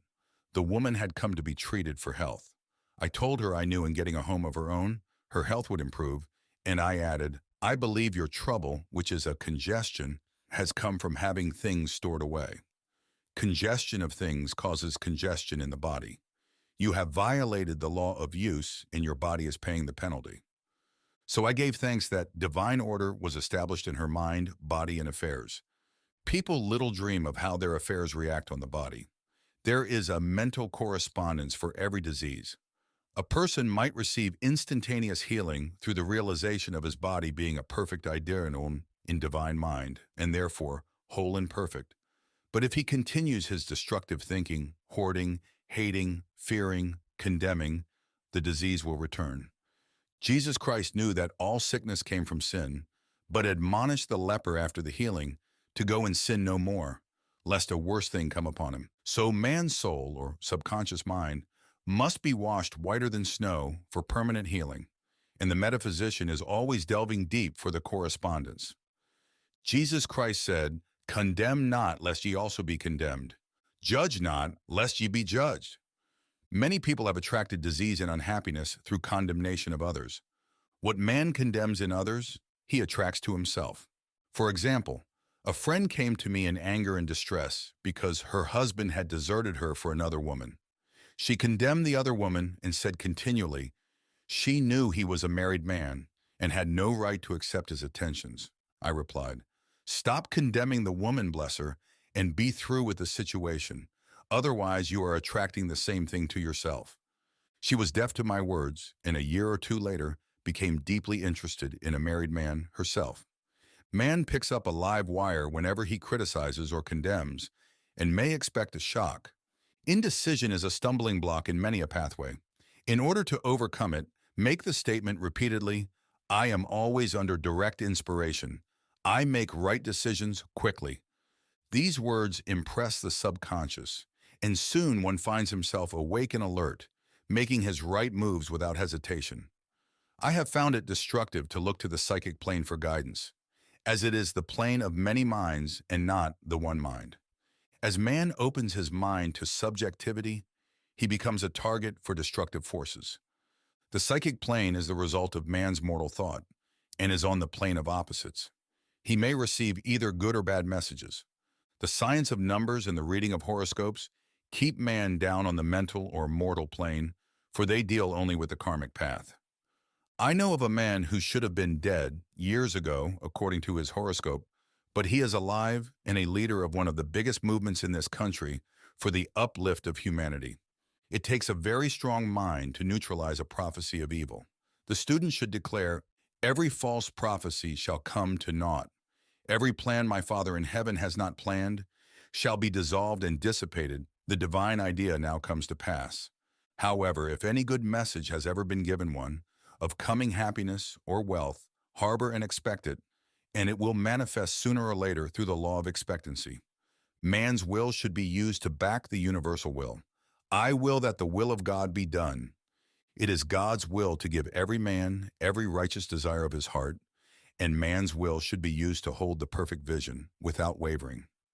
The prodigal son said, I will arise and go to my father.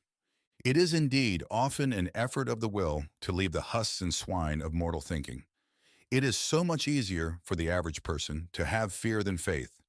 So faith is an effort of the will. As man becomes spiritually awakened, he recognizes that any external inharmony is the correspondence of mental inharmony. If he stumbles or falls, he may know he is stumbling or falling in consciousness. One day, a student was walking along the street condemning someone in her thoughts. She was saying mentally, "That woman is the most disagreeable woman on earth," when suddenly 3 Boy Scouts rushed around the calmer and almost knocked her over. She did not condemn the Boy Scouts, but immediately called on the law of forgiveness and saluted the divinity in the woman. Wisdom's way are ways of pleasantness, and all her paths are peace. When one has made his demands upon the universal, he must be ready for surprises. Everything may seem to be going wrong, when in reality it is going right. For example, a woman was told that there was no loss in divine mind. Therefore, she could not lose anything which belonged to her. Anything lost would be returned, or she would receive its equivalent. Several years previously, she had lost $2,000. She had loaned the money to a relative during her lifetime, but the relative had died, leaving no mention of it in her will. The woman was resentful and angry, and as she had no written statement of the transaction, she never received the money. So she determined to deny the loss and collect the $2,000 from the Bank of the Universal. She had to begin by forgiving the woman, as resentment and unforgiveness closed the doors of this wonderful bank. She made the statement, I deny the loss, there is no loss in divine mind. Therefore, I cannot lose the $2,000, which belonged to me by divine right. As one door shuts, another door opens. She was living in an apartment house which was for sale, and in the lease was a clause stating that if the house was sold, the tenants would be required to move out within 90 days. Suddenly, the landlord broke the leases and raised the rent. Again, injustice was on her pathway, but this time she was undisturbed. She blessed the landlord and said, as the rent has been raised, it means that I'll be that much richer, for God is my supply. New leases were made out for the advanced rent, but by some divine mistake, the 90 days clause had been forgotten. Soon after, the landlord had an opportunity to sell the house. On account of the mistake in the new leases, the tenants held possession for another year. The agent offered each tenant $200 if he would vacate. Several families moved. 3 remained, including the woman. A month or 2 passed, and the agent again appeared. This time, he said to the woman, will you break your lease for the sum of $1,500? It flashed upon her, here comes the $2,000. She remembered having said to friends in the house, we will all act together if anything more is said about leaving. So her lead was to consult her friends. These friends said, well, if they have offered you $1,500, they will certainly give $2,000. So she received a check for $2,000 for giving up the apartment. It was certainly a remarkable working of the law, and the apparent injustice was merely opening the way for her demonstration. It proved that there is no loss, and when man takes his spiritual stand, he collects all that is his from this great reservoir of good. I will restore to you the years the locusts have eaten. The locusts are the doubts, fears, resentments, and regrets of mortal thinking. These adverse thoughts alone rob man. For no man gives to himself but himself, and no man takes away from himself but himself. Man is here to prove God and to bear witness to the truth, and he can only prove God by bringing plenty out of lack and justice out of injustice. Prove me now herewith, saith the Lord of hosts, if I will not open you the windows of heaven and pour out a blessing, that there shall not be room enough to receive it. Perfect self-expression, or the divine design. No wind can drive my bark astray, nor change the tide of destiny. There is for each man perfect self-expression. There is a place which he is to fill and no one else can fill. Something which he is to do, which no one else can do. It is his destiny. This achievement is held a perfect idea in divine mind, awaiting man's recognition. As the imaging faculty is the creative faculty, it is necessary for man to see the idea before it can manifest. So man's highest demand is for the divine design of his life. He may not have the faintest conception of what it is, for there is possibly some marvelous talent hidden deep within him. His demand should be, Infinite Spirit, open the way for the divine design of my life to manifest. Let the genius within me now be released. Let me see clearly the perfect plan. The perfect plan includes health, wealth, love, and perfect self-expression. This is the square of life which brings perfect happiness. When one has made this demand, he may find great changes taking place in his life, for nearly every man has wandered far from the divine design. I know in one woman's case, it was as though a cyclone had struck her affairs, but readjustments came quickly, and new and wonderful conditions took the place of old ones. Perfect self-expression will never be labor, but of such absorbing interest that it will seem almost like play. The student knows also, as man comes into the world financed by God, the supply needed for his perfect self-expression will be at hand. Many a genius has struggled for years with the problem of supply, when his spoken word and faith would have released quickly the necessary funds. For example, after the class one day a man came to me and handed me a cent. He said, I have just 7 cents in the world, and I'm going to give you one, for I have faith in the power of your spoken word. I want you to speak the word for my perfect self-expression and prosperity. I spoke the word and did not see him again until a year later. He came in one day, successful and happy, with a roll of yellow bills in his pocket.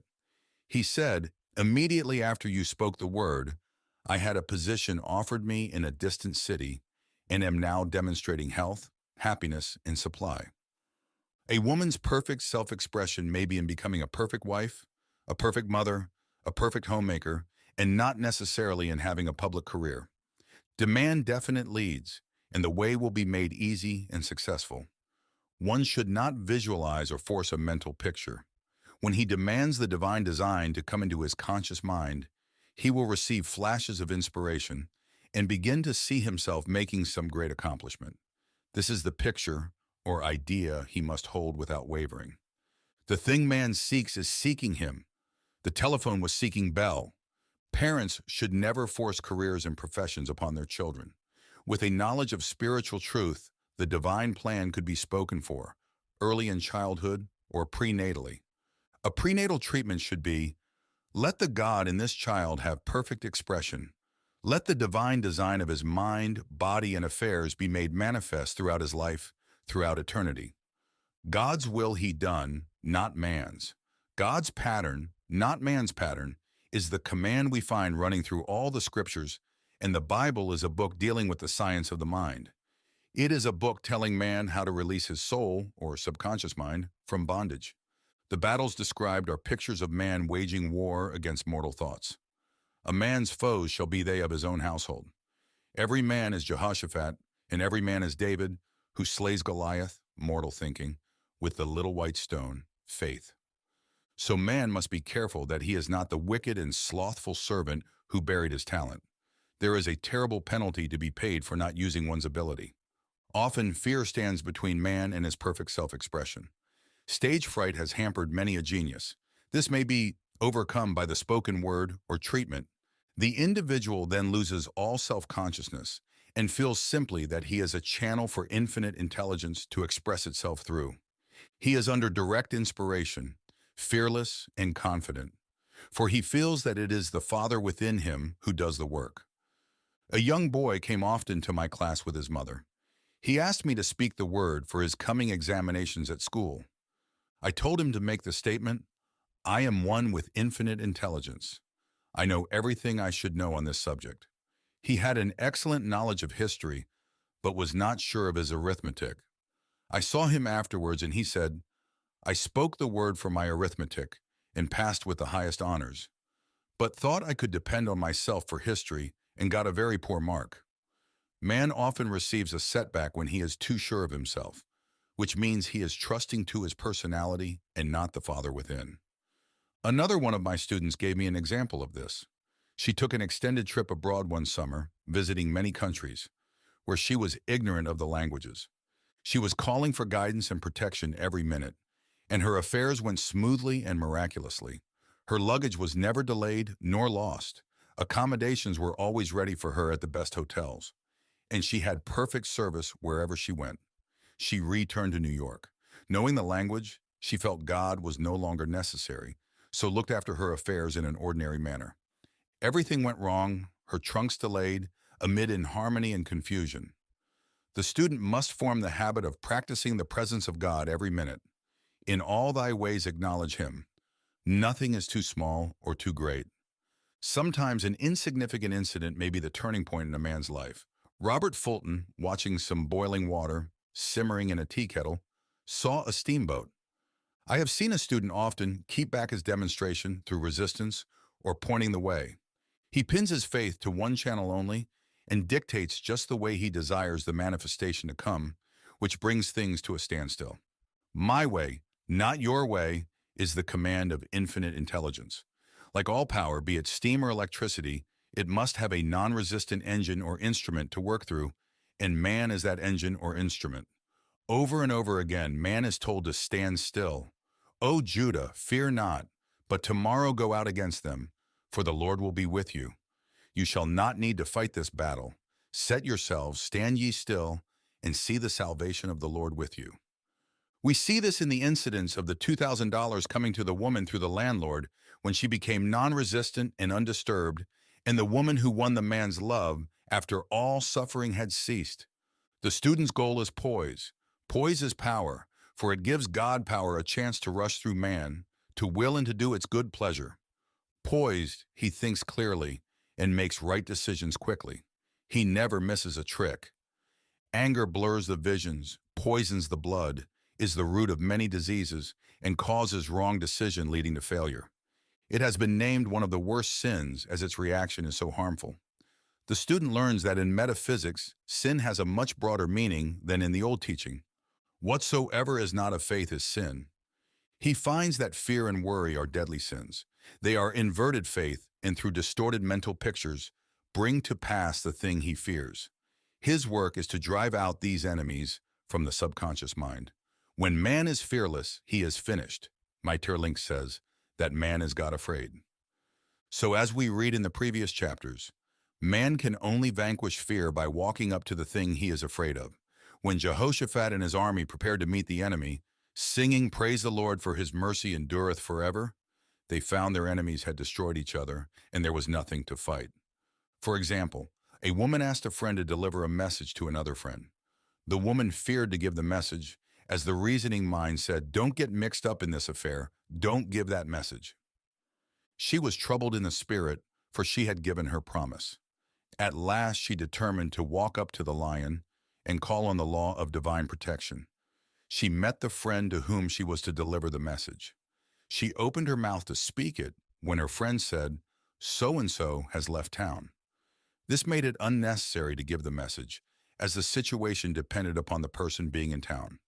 As she was willing to do it, she was not obliged to.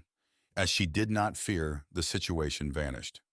The student often delays his demonstration through a belief in incompletion. He should make this statement: in divine mind there is only completion, therefore my demonstration is completed. My perfect work, my perfect home, my perfect health. Whatever he demands are perfect ideas registered in divine mind, and must manifest under grace in a perfect way. He gives thanks he has already received on the invisible, and makes active preparation for receiving on the visible. One of my students was in need of a financial demonstration. She came to me and asked why it was not completed. I replied, perhaps you are in the habit of leaving things unfinished, and the subconscious has gotten into the habit of not completing. As the without, so the within. She said, you are right. I often begin things and never finish them. I'll go home and finish something I commenced weeks ago, and I know it will be symbolic of my demonstration. So she sewed assiduously, and the article was soon completed. Shortly after, the money came in a most curious manner. Her husband was paid his salary twice that month. He told the people of their mistake, and they sent word to keep it.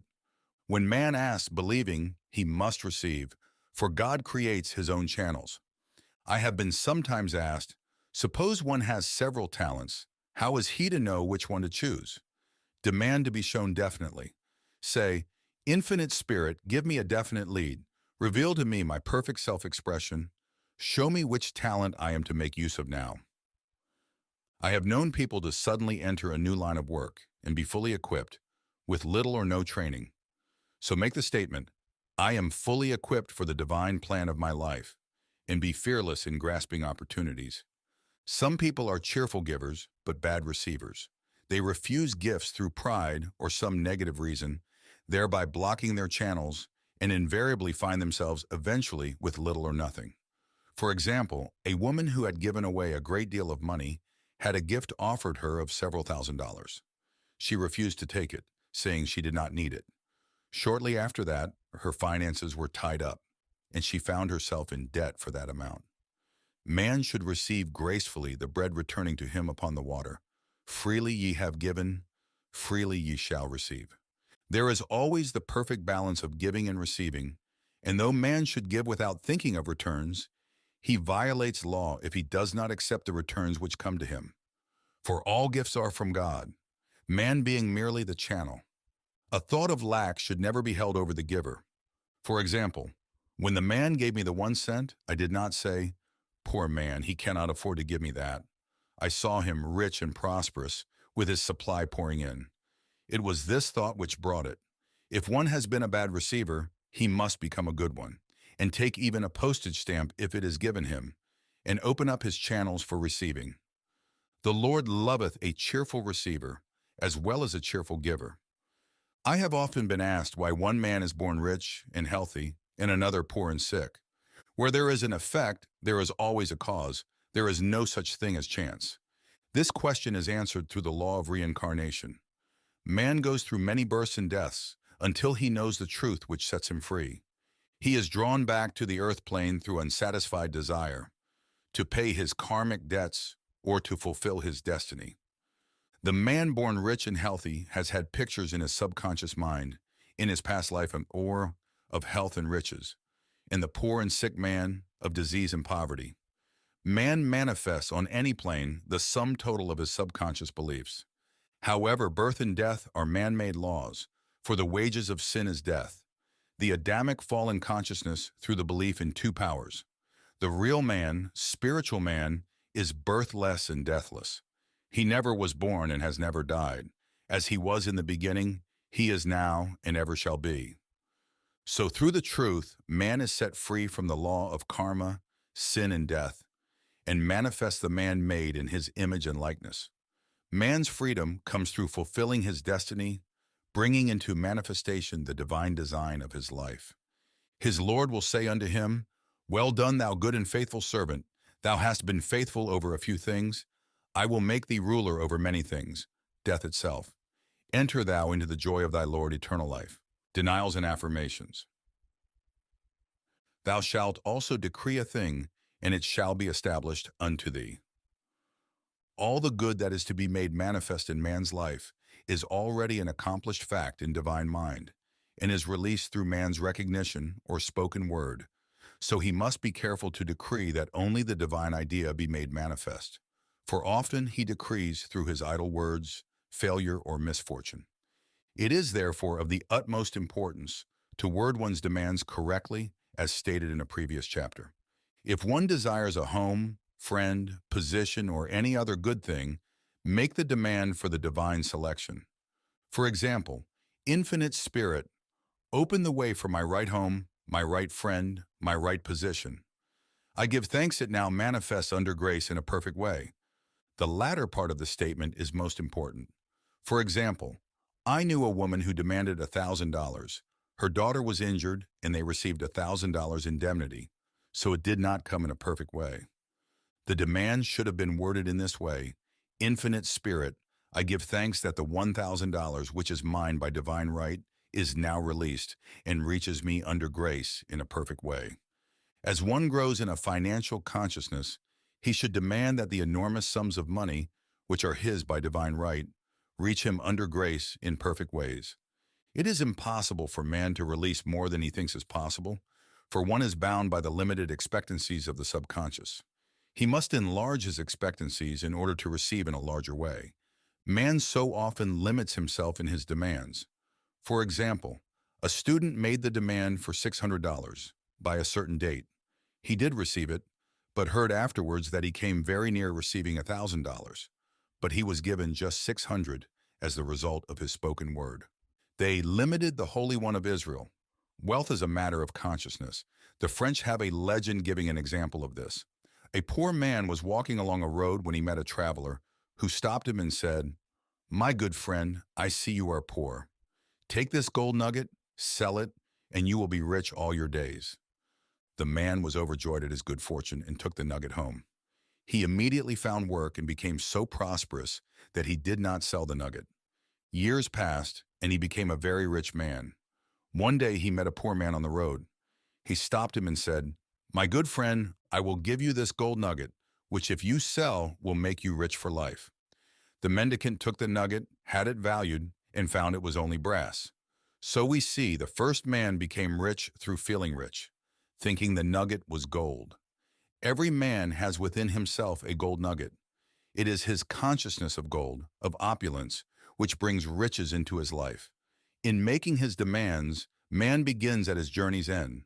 That is, he declares he has already received. Before ye call, I shall answer. Continually affirming establishes the belief in the subconscious. It would not be necessary to make an affirmation more than once if one had perfect faith. One should not plead or supplicate, but give thanks repeatedly that he has received. The desert shall rejoice and blossom as the rose. This rejoicing, which is yet in the desert, state of consciousness, opens the way for release. The Lord's Prayer is in the form of command and demand. Give us this day our daily bread, and forgive us our debts as we forgive our debtors, and ends in praise. Toward thine is the kingdom and the power and the glory forever. Amen. Concerning the works of my hands, command ye me. So prayer is command and demand, praise and thanksgiving. The student's work is in making himself believe that with God all things are possible. This is easy enough to state in the abstract, but a little more difficult when confronted with a problem. For example, it was necessary for a woman to demonstrate a large sum of money within a stated time. She knew she must do something to get a realization, for realization is manifestation. And she demanded a lead. She was walking through a department store when she saw a very beautiful pink enamel paper cutter. She felt a pull towards it. The thought came, I haven't a paper cutter good enough to open letters containing large checks. So she bought the paper cutter, which the reasoning mind would have called an extravagance. When she held it in her hand, she had a flash of a picture of herself opening an envelope containing a large check, and in a few weeks she received the money. The pink paper cutter was her bridge of active faith. Many stories are told of the power of the subconscious when directed in faith. For example, a man was spending the night in a farmhouse. The windows of the room had been nailed down, and in the middle of the night he felt suffocated and made his way in the dark to the window. He could not open it, so he smashed the pane with his fist, drew in drafts of fine fresh air, and had a wonderful night's sleep. The next morning, he found he had smashed the glass of a bookcase, and the window had remained closed during the whole night. He had supplied himself with oxygen simply by his thought of oxygen. When a student starts out to demonstrate, he should never turn back. Let not that man who wavers think that he shall receive anything of the Lord.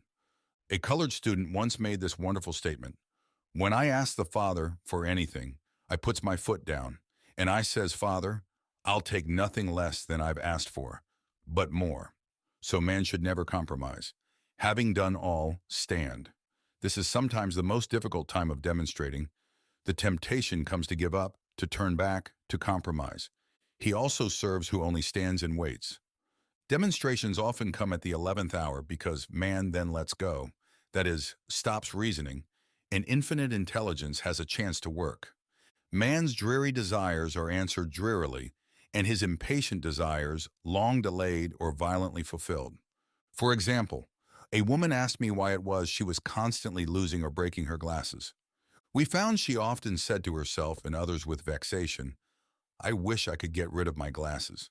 So her impatient desire was violently fulfilled. What she should have demanded was perfect eyesight. But what she registered in the subconscious was simply the impatient desire to be rid of her glasses. So they were continually being broken or lost. Two attitudes of mind cause loss. Depreciation, as in the case of the woman who did not appreciate her husband, or fear of loss, which makes a picture of loss in the subconscious. When a student is able to let go of his problem, cast his burden, he will have instantaneous manifestation. For example, a woman was out during a very stormy day and her umbrella was blown inside out. She was about to make a call on some people whom she had never met, and she did not wish to make her first appearance with a dilapidated umbrella. She could not throw it away, as it did not belong to her. So in desperation, she exclaimed, "Oh God, you take charge of this umbrella. I don't know what to do." A moment later, a voice behind her said, "Lady, do you want your umbrella mended?" There stood an umbrella mender. She replied, "Indeed I do." The man mended the umbrella while she went into the house to pay her call, and when she returned, she had a good umbrella.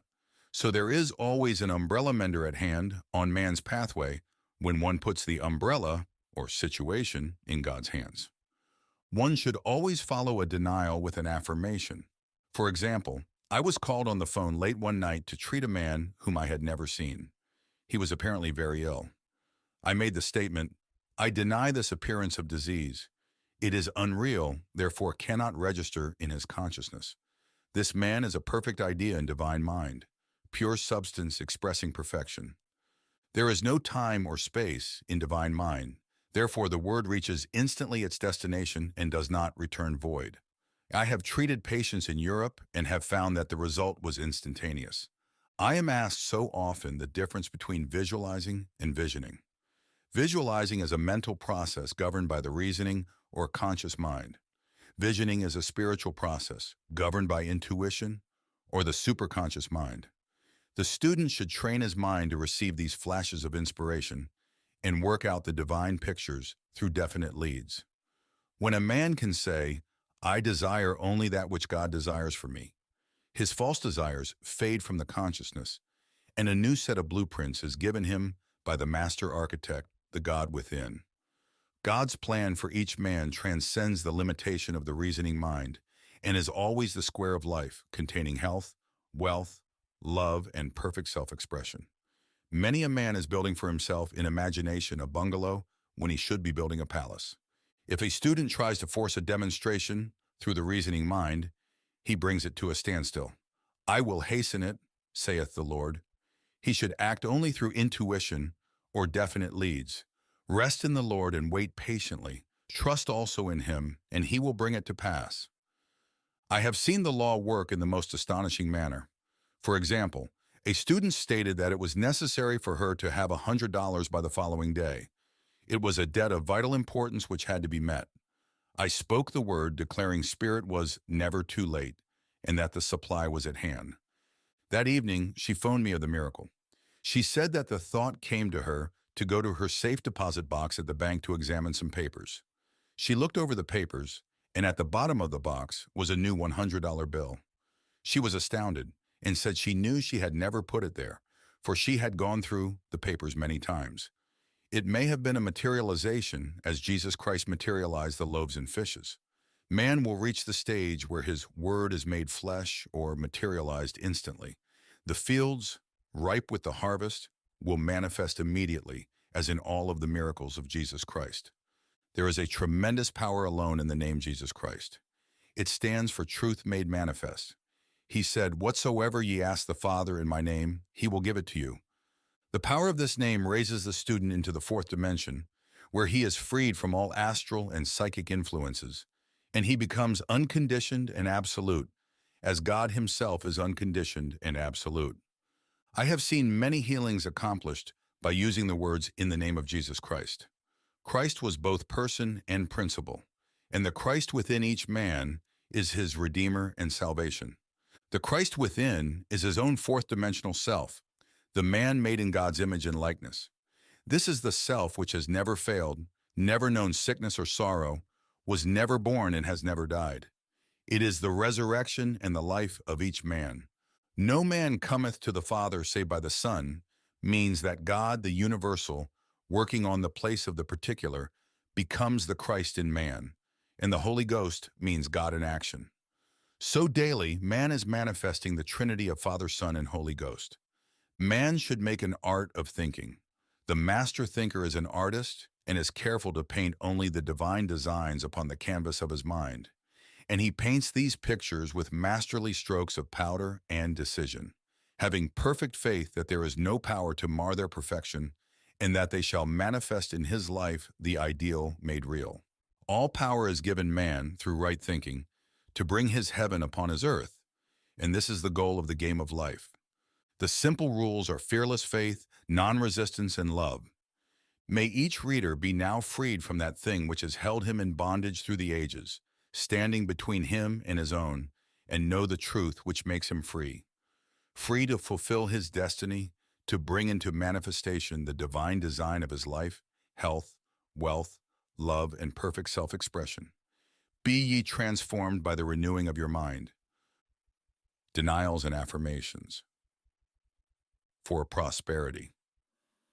God is my unfailing supply, and large sums of money come to me quickly under grace, in perfect ways, for right conditions. Every plan my Father in heaven has not planned shall be dissolved and dissipated, and the divine idea now comes to pass, for right conditions. Only that which is true of God is true of me, for I and the Father are one, for faith. As I am one with God, I am one with my good, for God is both the giver and the gift. I cannot separate the giver from the gift, for right conditions. Divine love now dissolves and dissipates every wrong condition in my mind, body, and affairs. Divine love is the most powerful chemical in the universe and dissolves everything which is not of itself, for health. Divine love floods my consciousness with health, and every cell in my body is filled with light, for the eyesight. My eyes are God's eyes. I see with the eyes of spirit. I see clearly the open way. There are no obstacles on my pathway. I see clearly the perfect plan, for guidance. I am divinely sensitive to my intuitive leads and give instant obedience to thy will, for the hearing. My ears are God's ears. I hear with the ears of spirit. I am non-resistant and am willing to be led. I hear glad tidings of great joy, for right work. I have a perfect work in a perfect way. I give a perfect service for perfect pay, for freedom from all bondage. I cast this burden on the Christ within, and I go free.